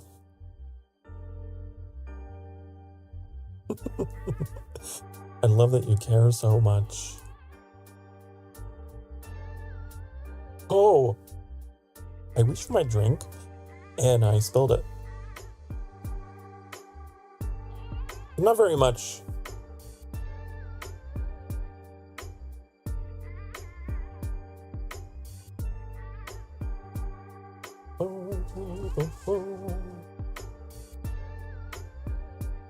I'm so clumsy.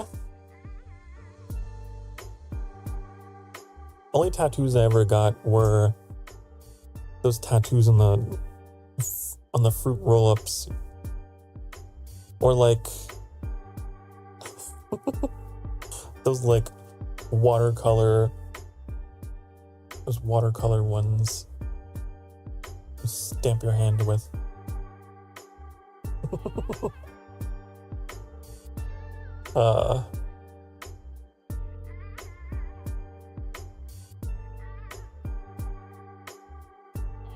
I have the same position on piercings. Piercings are hot. I think they can look amazing. But I am a little skittish about having my flesh pierced with metal, personally.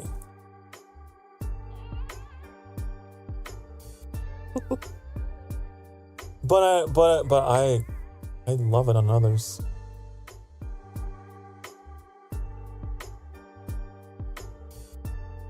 It's kind of funny because look at my VTuber model. I have earrings, don't I? Totally forgot.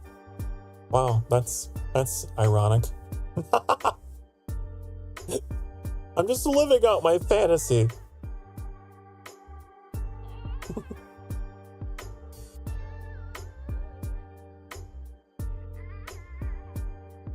Boom, boom, boom.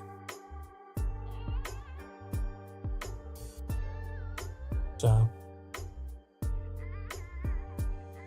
Some piercings can be, God, they look especially painful. I've so much respect people that get like certain parts of themselves pierced. It's like, oh, how? I could never. No. Colorless coloring books. What? Some people oh yeah, I've heard about that. People getting eye tattoos like in their actual eyeball. Oh.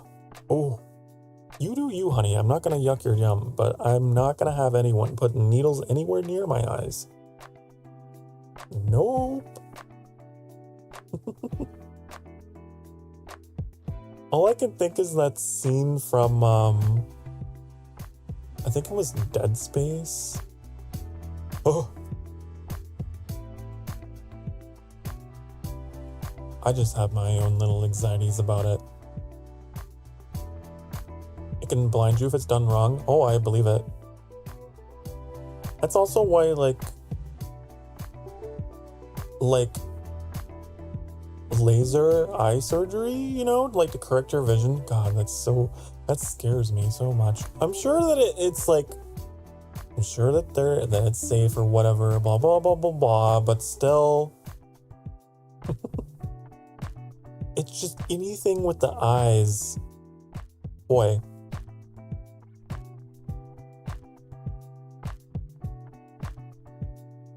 And yeah, that is an example of a piercing. Hello, Scuffed. That's an example of a piercing. I'm like, what was that like for you? Oh!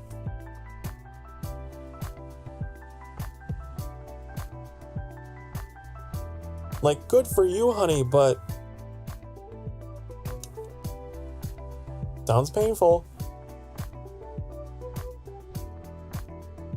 Come on.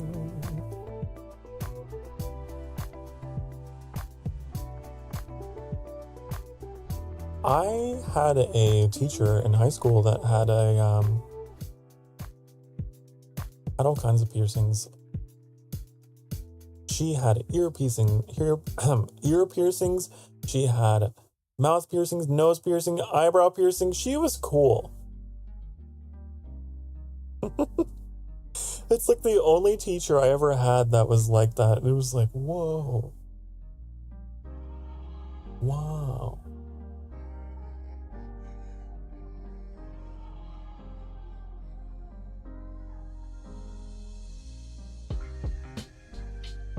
Sounds so fucked up. I got ear piercings when I was 2 years old because it was a traditional thing.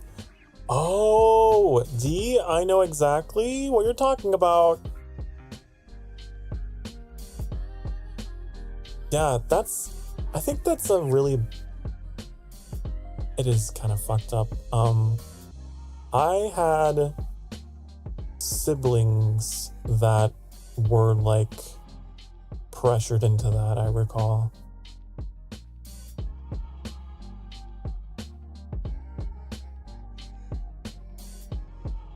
It's weird, isn't it?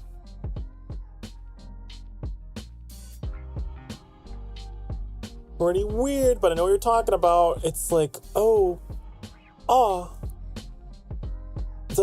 the girls have to have their ears pierced as children and like don't even have any like ability to even know and understand and want that, and it's fucked. I couldn't imagine that. Couldn't imagine going through that.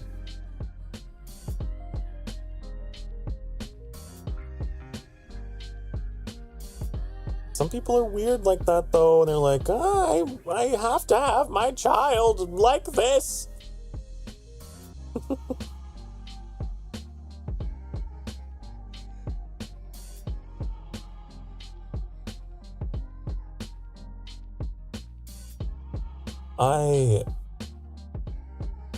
You say you don't regret it though, so that's good, I guess.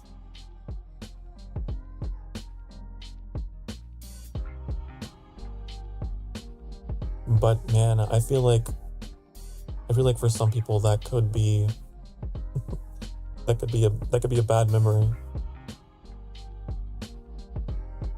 Does it heal though? I actually don't know. I feel like it does.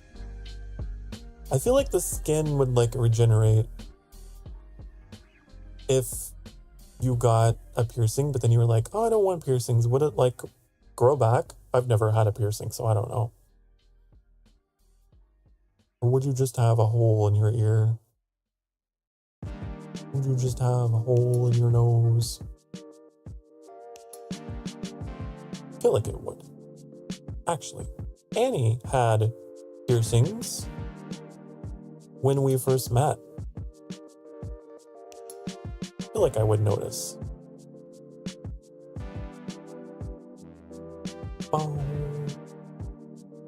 Break time, is it? It is hour 2. Hour 2. It's true. Okay, if you've been singing for the past hour or so, honey, it's time to get up. It is time to get up off your dang darn damn ass cheeks, okay? You stretch them. You get up and you reach for the sky. And then you twist. You do the twist to the left and you twist to the right and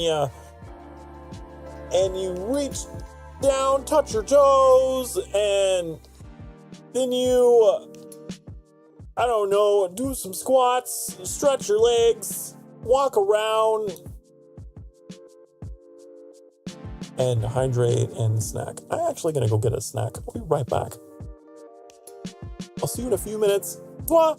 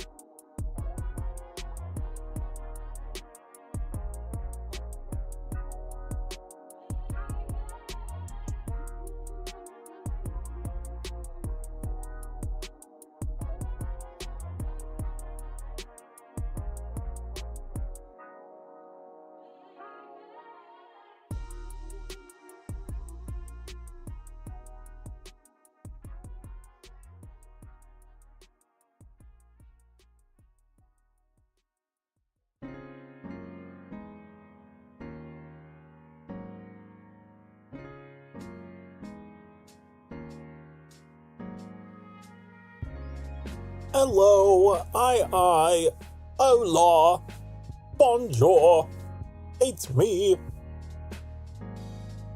Hi.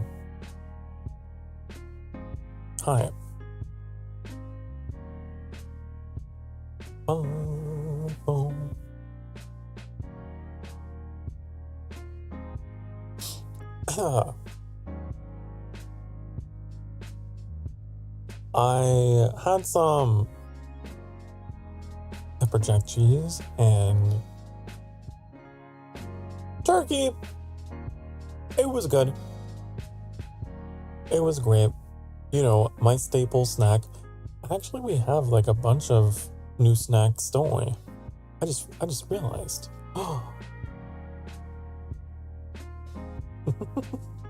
We got some like sweet potato chips. You ever had those? I've never had sweet potato chips. They're pretty good.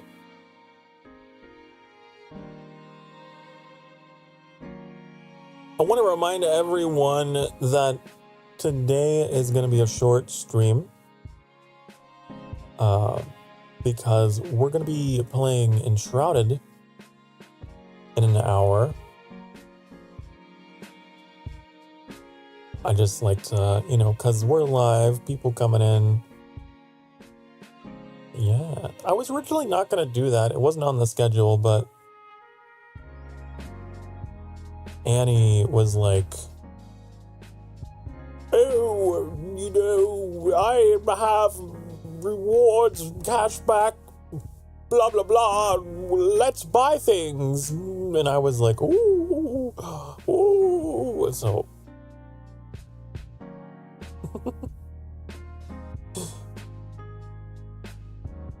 You gotta go at 8:30? All good. All good.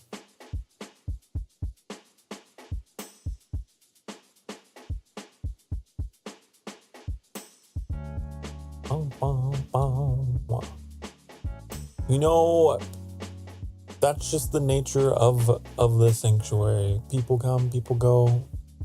You check in, you check out. I am not bothered at all. However, whatever amount of time you get to spend with me, I appreciate it.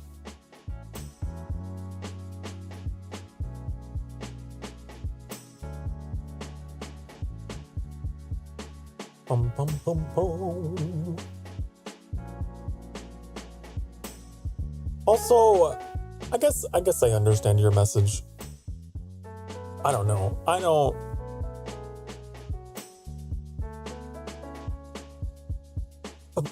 I guess I feel differently.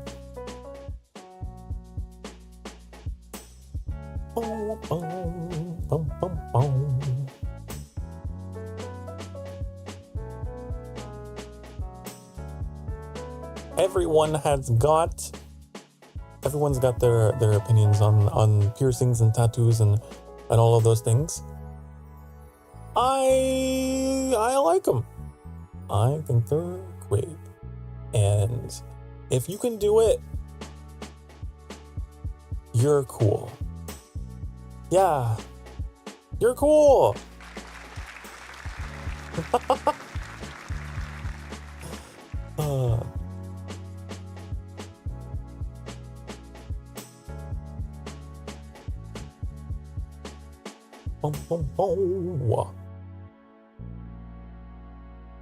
But that's just me. I'm Sokar Starfire, and God, there's so many people that I admire, you know? There's so many beautiful people. To me.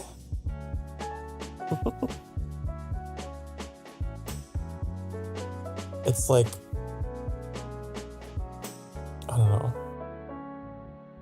don't know how that makes me, what that makes me.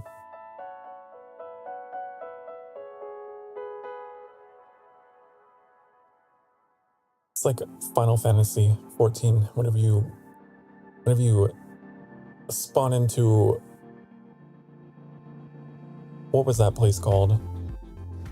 Limensa, and you're just like, oh my god, there's beautiful people all over the place.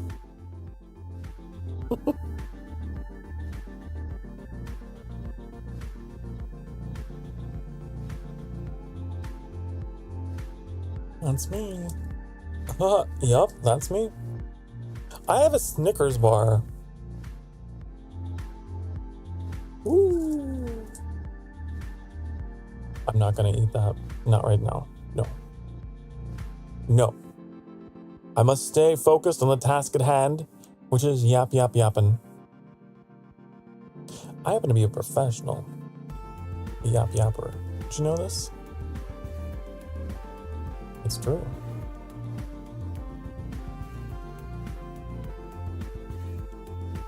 It is. It's true. Absolutely. There's so many things that I have done that involved yapping, and this is one of them.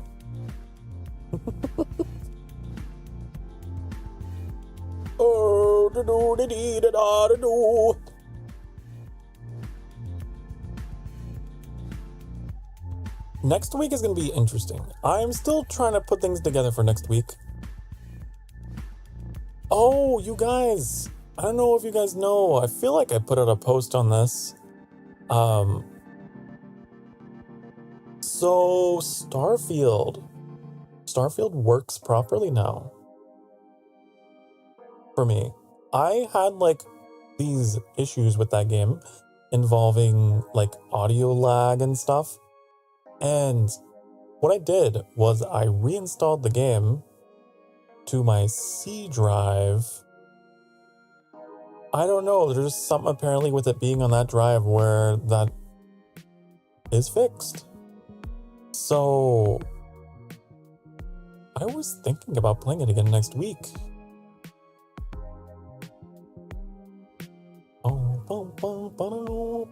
Yes, finally! Yes! Yes! The Field of Star. I was so happy to have it fixed. It's great.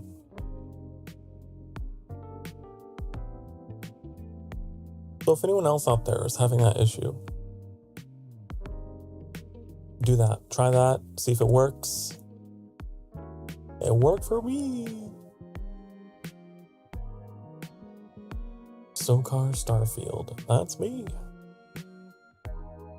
Starfield works as an oxymoron. It's beyond broken, is it? I didn't think it was very broken except for the audio lag that I had, but that's fixed now.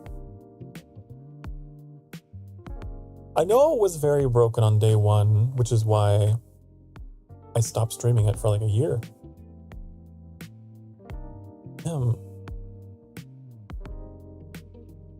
I don't think it's broken compared to Fallout 76. Oh, I haven't touched that game in a very long time.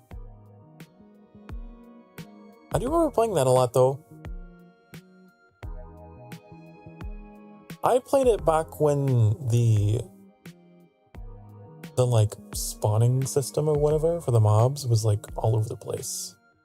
You'd just be walking around a low level area and then all of a sudden there'd be something really high level. Like, it was kind of difficult to plan a route across the map.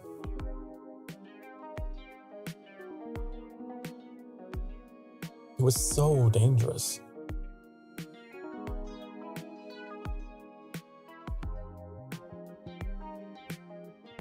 The loading screens is insane. For which game? You know, my loading screen time improved in Starfield as well after I changed the install location. It got a lot faster. Speaking of Bethesda, I read an article today that was like talking about how players had discovered this side quest in Skyrim that is kind of obscure to find. I think it was called like Rise. Was it called Rising in the East or something? I don't know. It was something like that. Rise in the East. Yeah. There's like this side quest in Skyrim that is very, very particular about how you trigger it.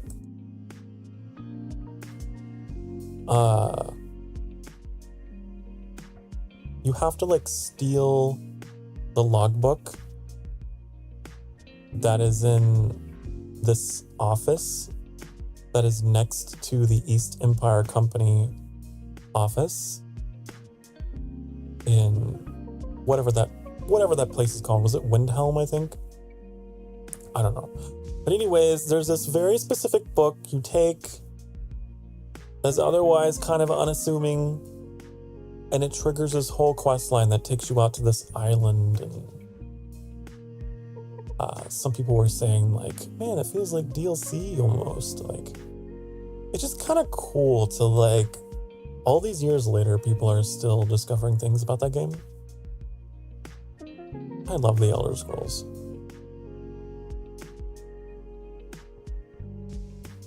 The Elder Scrolls 3 Morrowind. That was my first Elder Scrolls game. That was my first one. I got that game because, if I recall, I had some like birthday money or something I got, and a birthday card or whatever. And my parents were like, go down the fucking discount aisle of Walmart and find yourself something you want in the game section. I don't know. But so there was this game on the shelf, the Elder Scrolls 3 Morrowind. I never heard about Elder Scrolls, didn't know anything about Bethesda, didn't know any of that, and I didn't know what it was about. But I was like, oh, it's on sale. It looks like a cheap, nice RPG. Cool, great. And I fell in love with that game. I played it for the rest of that day. And the next day. And the next day. I remember like that summer vacation was just like all Morrowind. Oops, all Morrowind. And I'd love to play it on the channel sometime if I can figure out how to get that to be all compatible, because I know that kind of an old game. I'm not sure how it'll run, but I'll have to run like a test, like private stream or something, and I don't know. No Daggerfall enjoyers. I went back and, well, since Morrowind was my first Elder Scrolls, I went back and played Daggerfall later. I didn't get very far, though. I did not get very far at all. Maybe someday I will revisit. I went back, had kind of a similar experience with Arena, which was the first one. It's so interesting to see how the Elder Scrolls games have changed over time.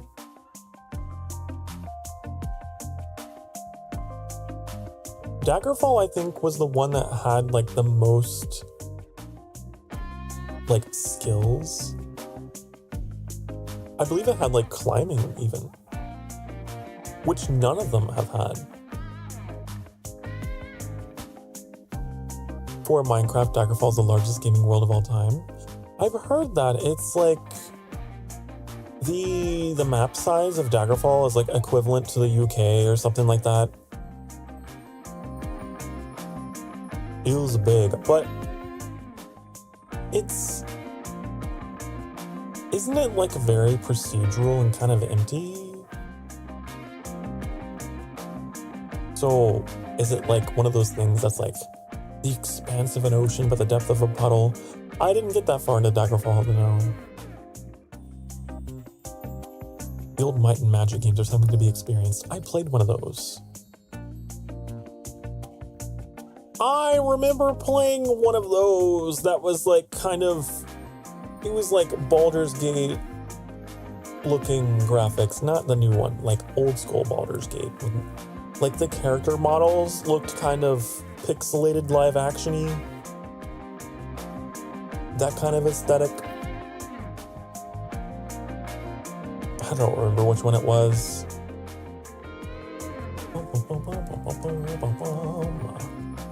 I could look. I don't know why I want to say it's 7. Why do I want to say that it's 7? I don't know. It was one of those. No?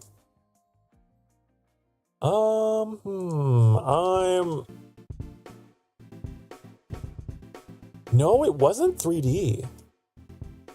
The one that I played was not 3D. I didn't even know they had 3D ones. Wow.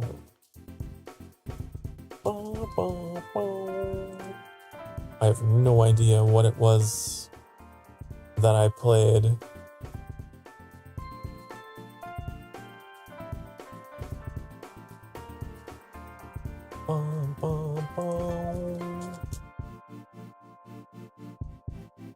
It was super old school though, I remember that. I don't even know if it was the full game, it might have been like a demo. Who knows? And Daggerfall has werebores. Really? Do you mean werebears, or do you mean like actual boars? Like, wow.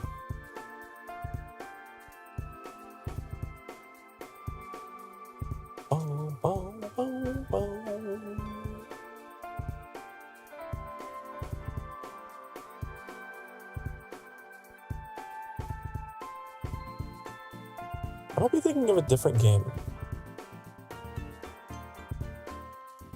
The game that I'm thinking of, I could have sworn it was Might and Magic. It was like a top-down, 2D. You had like a party of characters.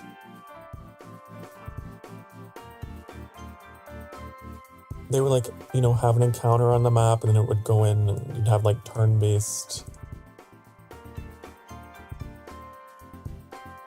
I don't know what it was. Oh, it's so long ago. And if you play... What was that? Have you ever played like the Ultima games? I played Ultima 9. That was like, of course, that's like the last one in this series. But that was like my first ever RPG as a kid. Like my dad had that and I played that. And then later on I went back and played Ultima 8. And I feel like I tried 7.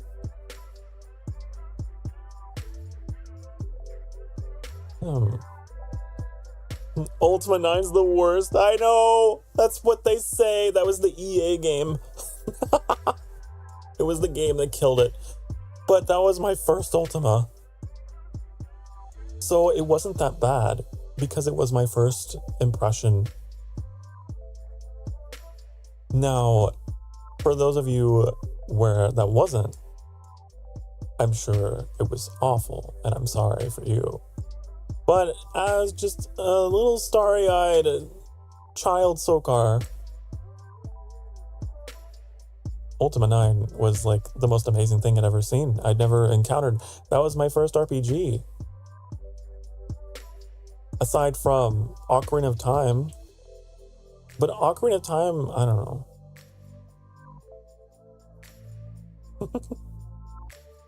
Ultima 9 killed the series. Yeah. I know. After the fact, I like read about it and everything, and it was like, really? People really didn't like this game. But I don't know. I had like really fond childhood memories of it.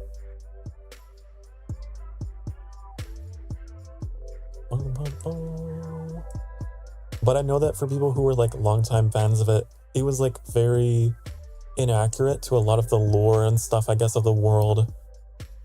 People didn't like it. But I didn't know that till later. I do know that the Ultima series inspired the Elder Scrolls. I know that.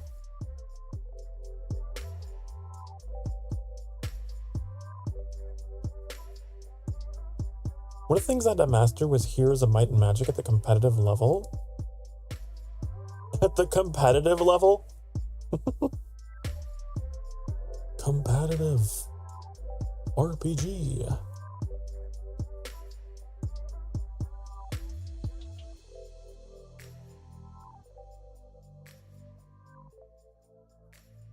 I'm trying to think if there was ever a game that like I ever felt like I mastered to the point I was like competitive with it. I had a brief period in my life where I was very competitive with Star Wars Republic Commando. I was super competitive with that game. Just weird. But yeah, that's like the only game I was ever like super into the PvP. I think I talked a little bit about that. Despite how flawed Ultima 9 is, it did inspire Gothic and Morrowind. Yeah, that was the other one, Gothic. I love the music of the Gothic games, and they're wonderful. Boom, boom. I wonder...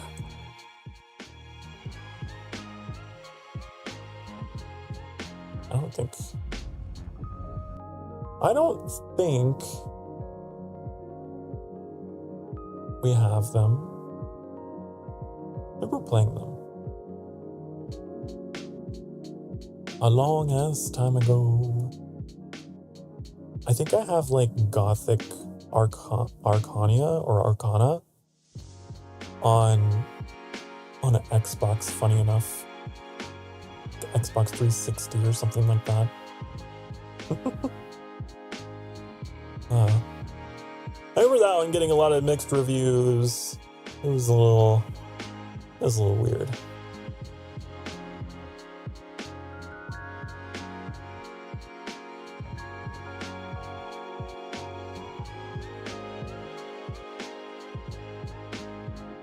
Oh, has Sokar played Fable? Absolutely. I played 2 and 3. I have not played the first one, but I do have the first one, the like remastered version. I don't know if that's mine or Annie's. Let me see. Let me see. This is mine. Wow. So I have a copy of Fable Anniversary. It says I last played it 2019. I only have 3 hours of playtime. Why did I stop playing? Who knows? But yeah, my first Fable game was Fable 2 and then Fable 3. Apparently, I started Fable Anniversary. Am I gonna have to play that on the channel? Am I gonna have to play Fable Anniversary on the channel at some point? You guys are like giving me all kinds of inspiration for stuff that like I remember that I have. Like old school shit.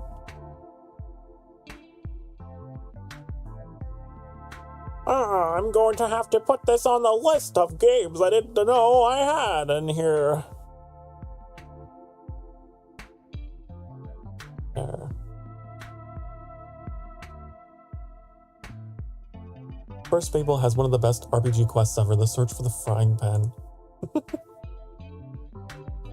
Wow. Longest quest in the game. Really. Incredible. Incredible. I remember playing either Fable 2 or Fable 3. I can't remember which one it was. And I was romancing a male character in the game. And I remember my mom walking in on it and like judging me for it. This was long before I ever came out. I got judged so harshly for it. It was like an embarrassing moment for me when I was playing that, because it's like, oh no.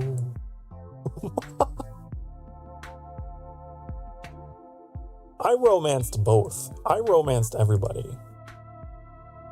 I am technically bi, but I did romance a bunch of male characters.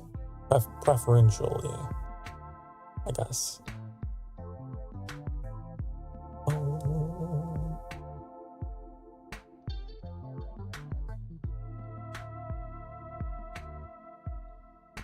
I do remember in Fable 2, just because I was curious,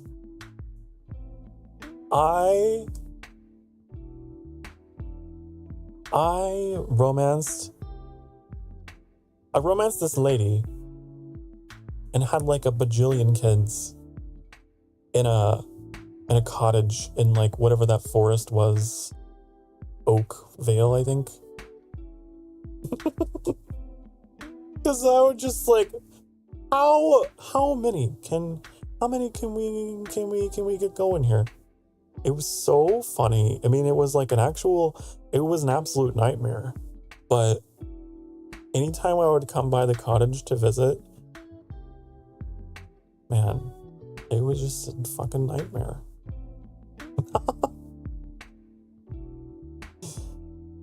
It was crazy. I couldn't believe you could do that in the game. Have like these like huge ass families. Oh god, her uterus.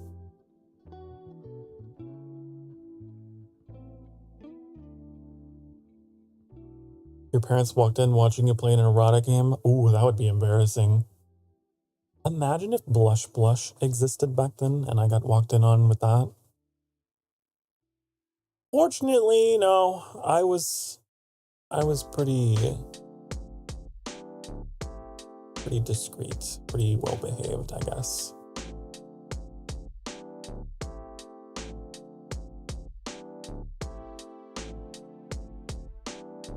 I remember making like beautiful, gorgeous twinks and like Soul Calibur. You know, when they introduced the character creator, and I think the third one, and like blushing so hard whenever like a family member would be nearby. I got so flustered over that shit. Like, not even an erotic game.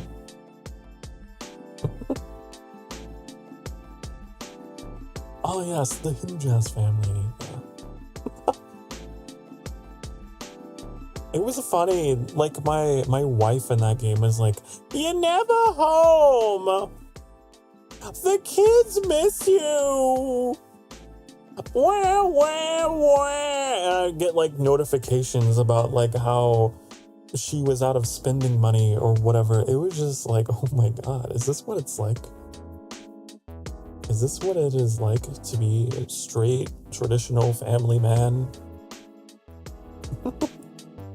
With like 12 children.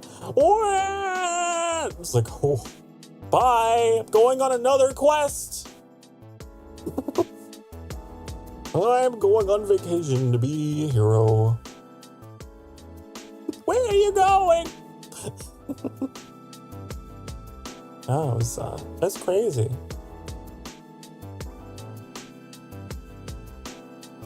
In the first Fable, you could become a real estate magnate.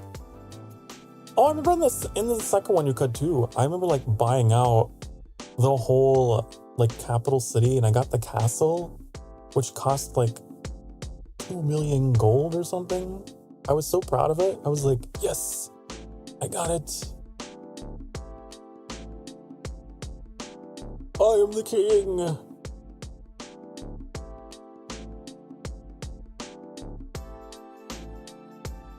in the first Fable game. You can be Sokar Starfire. Could.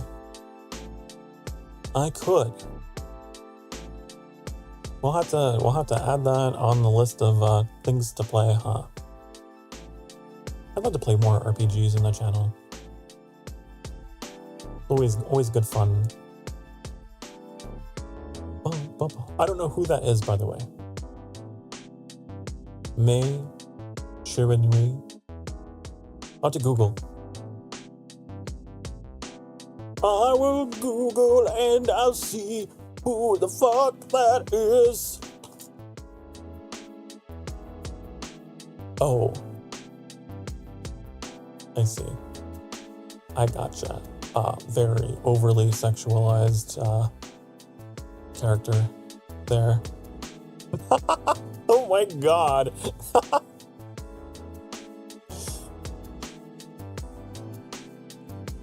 That's a bit much for me, honey. But hey, you do you.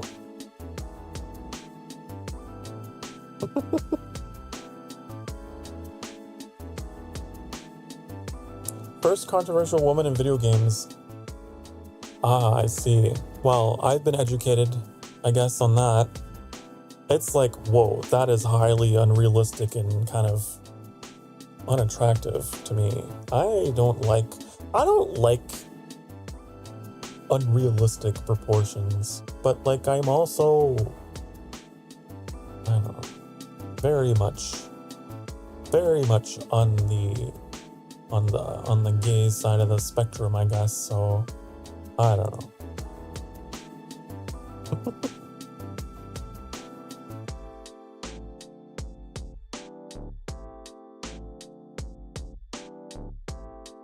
Very peculiar thing for me. Hello, Metallic. Hello.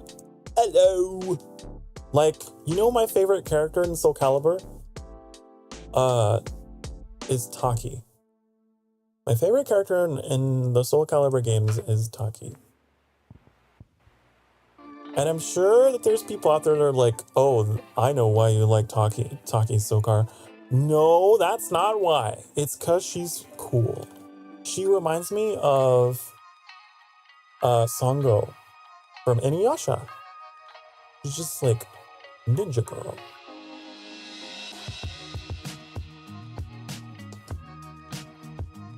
The one with the spandex, yeah. I mean, there is some sex appeal there for me, but like,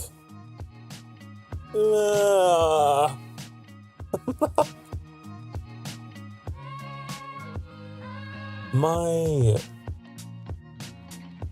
God.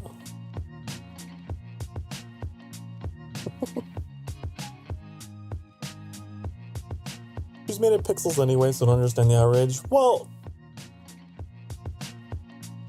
I can understand. It's sometimes it gets a little ridiculous, and it's like, really?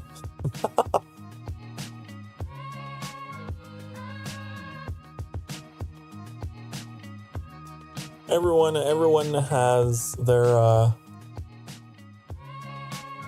preference or whatever. I feel that way too, like about depictions of men being like very unrealistic standards, right?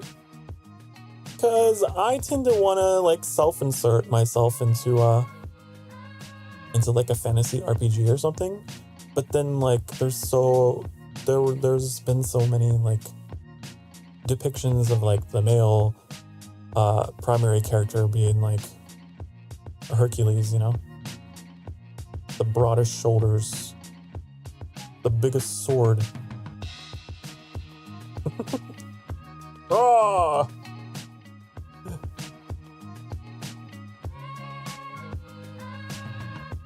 But these days, I feel like there's been quite a bit more RPGs that have more love for the softer featured men. And I appreciate. That's why I liked Link in The Legend of Zelda, right? Like, there's a hero that physically is like You're just some guy. You're just some guy. Your superpower is courage. That's cool. But like, I don't know. I can hear the arguments from the other side being like, but Sokar, video games are about having a fantasy of being someone that you're not, that you could be. Ooh. I don't know.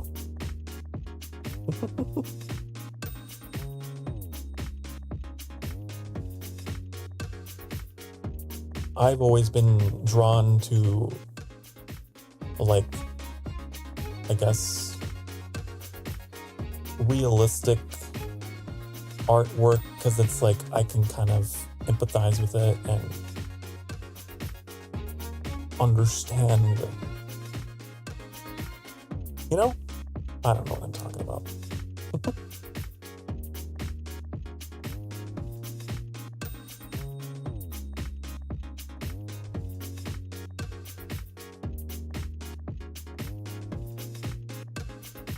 Never played Soul Calibur, but your favorite character is Siegfried? Oh yeah! I remember him.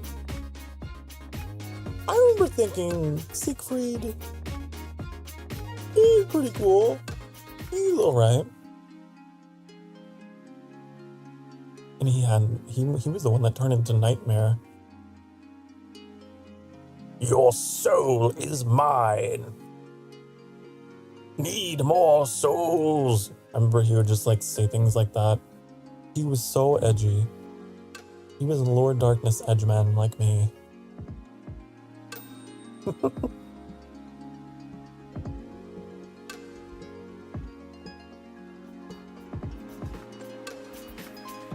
Wait, isn't Sokar in Soul Calibur? Isn't it Raphael? You think that I'm Raphael? I'm flattered.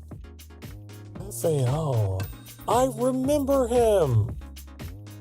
If I recall, he was pretty good looking. He's pretty.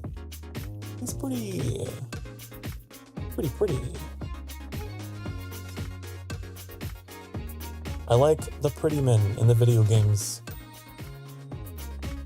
You know? Oh yeah.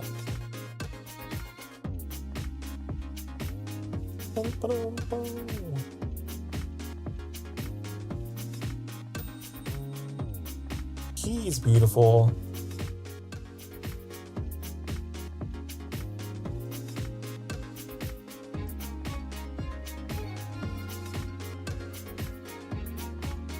Anyways, you guys have learned a lot about my personal tastes in the masculine and the feminine today, haven't you? Interesting. Interesting.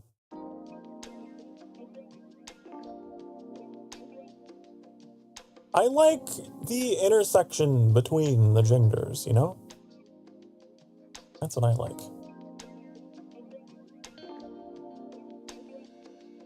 What do you think of Voldo? I have no attraction towards Voldo whatsoever. He's a fucking zombie, isn't he?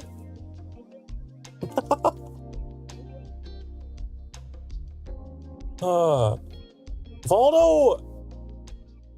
Is Voldo even a person? Isn't Voldo just... Is Voldo like a summoned creature? I can't remember the lore. But I remember thinking Voldo was kind of weird. He's kind of weird. Although, I used to make really just like hot Twinkie characters. And I would give them Voldo's weapons so that they would have the animations. They would just like constantly be, you know, dancing and shit. You know, it's like, ooh, ah. I would make more attractive Voldos.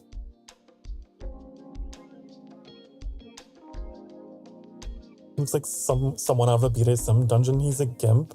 You know, I can see that. I probably customized him at some point to look more, possibly. But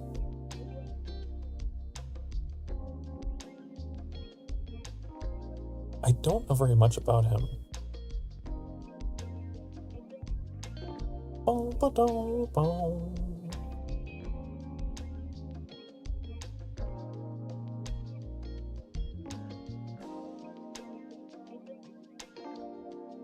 Ivy is a dom, yeah. I remember Ivy. And God, they gave her excessive jiggle in the earlier games. I think in the newer ones they've toned it down. And it was like, honey, come on. What is it? I'm Ivy. Oh. It was just a little bit much. Just so silly to me. Game has jiggles? Yeah, remember like Soul Calibur, I think it was Soul Calibur 2? Oh. Soul Calibur 2.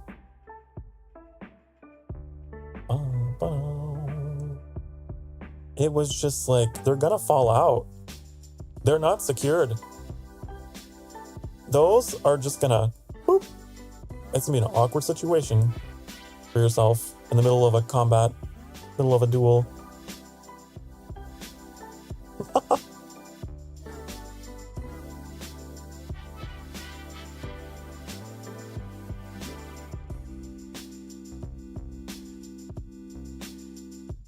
Boom, boom, boom. I think Soul Calibur 2 is probably the skimpiest that they made her, but then like later on, the outfits were still somewhat like spicy, but Soul Calibur 2 was just God, those developers were so like why?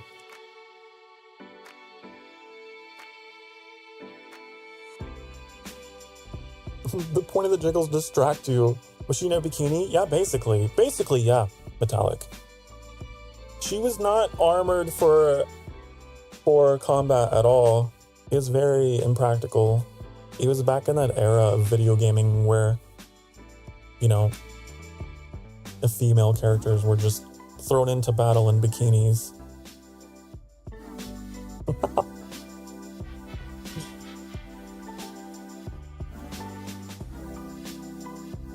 And then like all the men were like in full plate armor.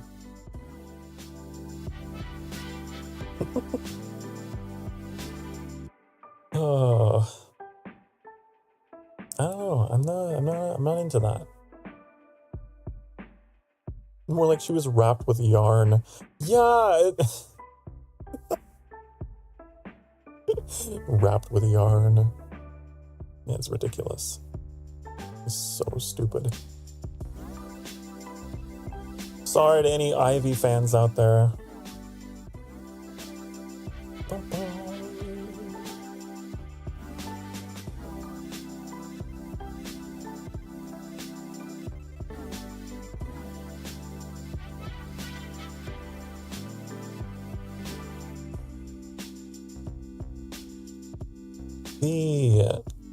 What's the most recent? I'm pretty sure.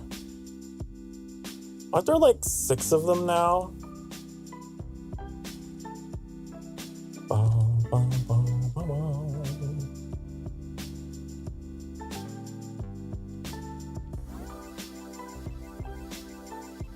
Oh shit, it's 90% off. I'm pretty sure we have it.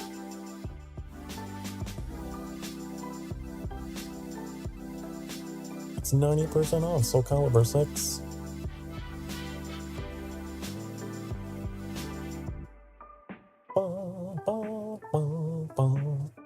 Nip armor at its finest, right?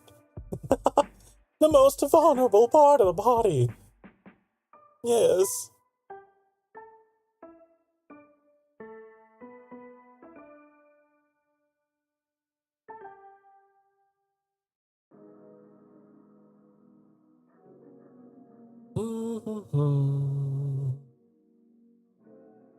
Well, guys, we are coming up on end of stream here. I was going to change over to playing Enshrouded on another stream. So I'm just going to start wrapping things up here. Wasn't Spawn in Soul Calibur? Hold on, I'm going to look this up real quick because now I'm curious. I know that they had like guest characters. That's always been a thing. I think you're right. I have to know. He was a guest character in the Xbox version of Soul Calibur 2. I remember like wanting a GameCube very specifically because I wanted the GameCube version that had Link. I never got one though. I never had a GameCube. Instead, I got the PS2 version, which had Heihachi from Tekken, who I was not familiar with at all. I don't know anything about Tekken. I always called him the grumpy old man.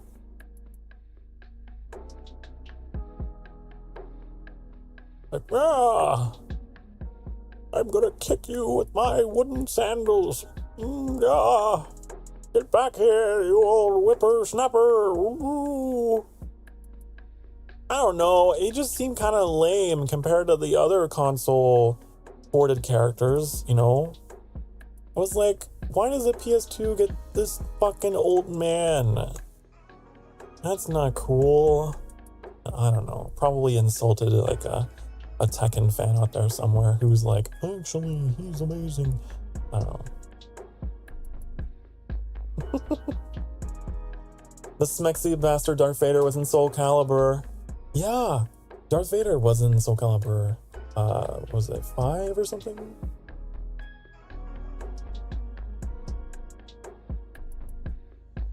Who sadly passed away. Obviously, I'm sure you know. It's been all over the internet. James Earl Jones. Ripperoni. I love Darth Vader. Darth Vader is so cool. I love that he brought to life that character.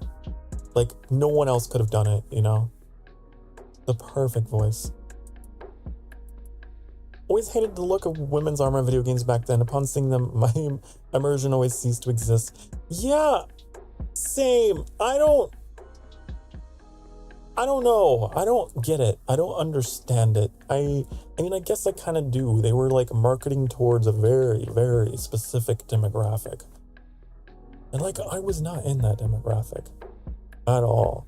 I found it stupid. I thought it was fucking stupid to have giant fucking watermelons for boobs and like barely anything. The world's skimpiest bikini just going into combat like that. I thought it was so dumb. I was not into it at all. I don't understand. But I guess there's people out there that are like, oh my god, it's so hot. Oh. But I'm not one of them, honey. I think it's fucking stupid. I think it's dumb. I think that person would be one of the first people to just like fall in the front lines in the combat against whatever enemies in that game. They're done. They're not equipped properly. They probably also have severe back pain, you know? Like, they're just in agony the whole time. It's probably not good for them either. It's so dumb.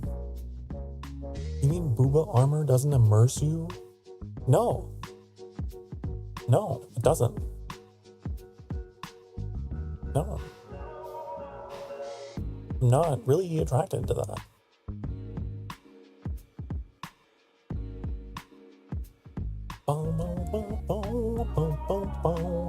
For me, it's more the aesthetic. It's more the presentation. It's more the, I don't know, the romantic appeal, I guess, with the feminine, you know? That's just me personally. But if you were to put like a guy in that kind of stuff, honey, okay, then my whole opinion turns upside down. If we could have a Soul Calibur game with femboys, okay, now we're talking. That's the shakeup that the video game industry needs, I think. I think it's time that we turn the tables.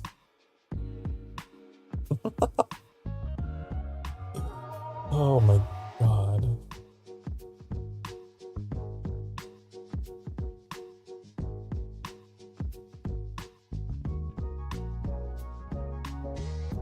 That's why I made custom characters though all the time. Just for that reason. Because I know what Sokar wants me to be for Halloween. Yes.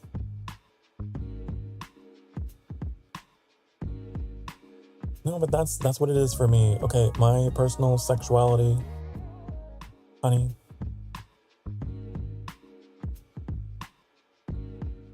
That's how it is.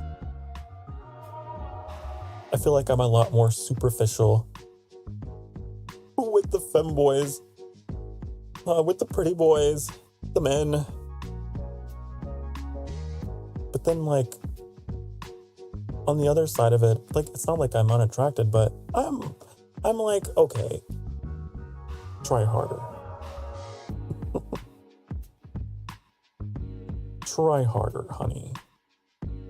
Your fucking anime Sailor Moon looking ass. Come on. You gotta use a different strategy as your opening here. Opening salvo. Okay. Maybe later it'll work on me. But in round one of the duel, no.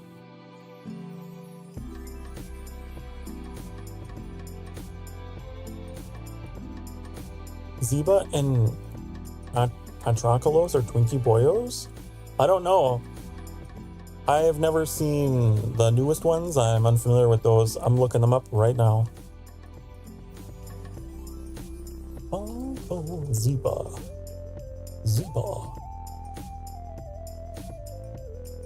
Let's see. Oh, Ziba. Oh, is he a cat boy?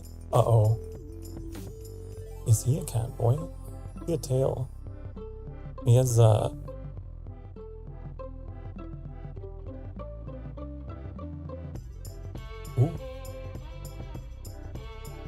Oh my god, I found a screenshot that I can't show you guys on YouTube. Honey. Okay, alright. Okay, Soul Calibur developers, you've opened your mind a little bit. I appreciate. Okay, how about Patroclos? How about you? Oh. Okay.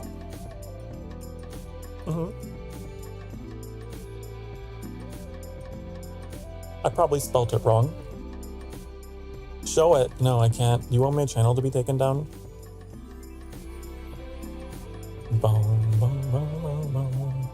You're just gonna have to look it up yourself. You're just gonna have to find the pictures of Ziba.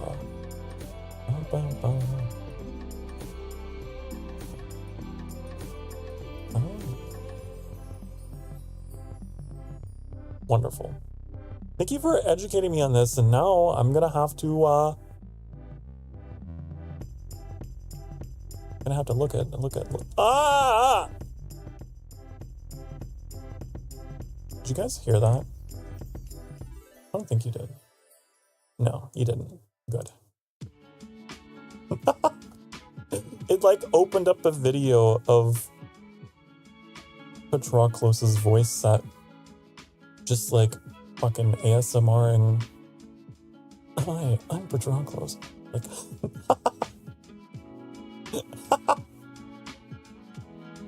honey. Hey, anyways, I got distracted by beautiful men. Oh, honey.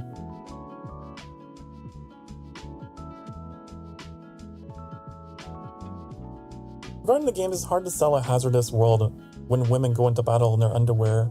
Yeah. That was so much of the genre, though, back then. Of, medieval fantasy RPG stuff. Like, they marketed towards just fucking, I don't know, adolescent men that were just all about very particular features, and I don't know. They really sold the straight man Bower fantasy. I don't know. Could you imagine being like not being able to relate to that at all? That would suck. If you were like, man, I'm so immersed in this world and its lore and everything it has going for it, but like none of the female characters are like relatable or you can see yourself as, or wow, like that would be so dispiriting. So I'm glad that things have changed, and like these days there's so many RPGs where, God, you can just be whoever, whatever, just, it's great. I love it.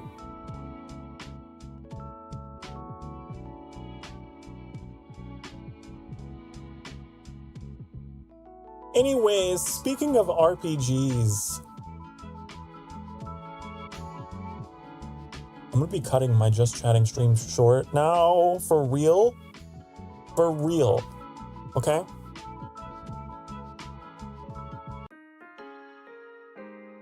A little earlier than usual because we are switching over to play some video games because I got a new game and I want to play it, and I was not going to play it, but I couldn't, but now I have to, and I want to. Okay? Yeah. Want to see a beautiful man from the old days? Check out Shizumaru. Okay, fine.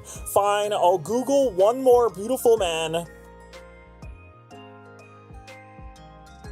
Dum dum dum dum dum dum dum dum dum. Oh. Oh, he's got like this really cool hairstyle. It's like very jagged, like locks of hair. Beautiful. Wonderful. Okay, now, seriously, you can't, I'm not gonna let you distract me again from my exit. Okay, honey? No. No more distractions.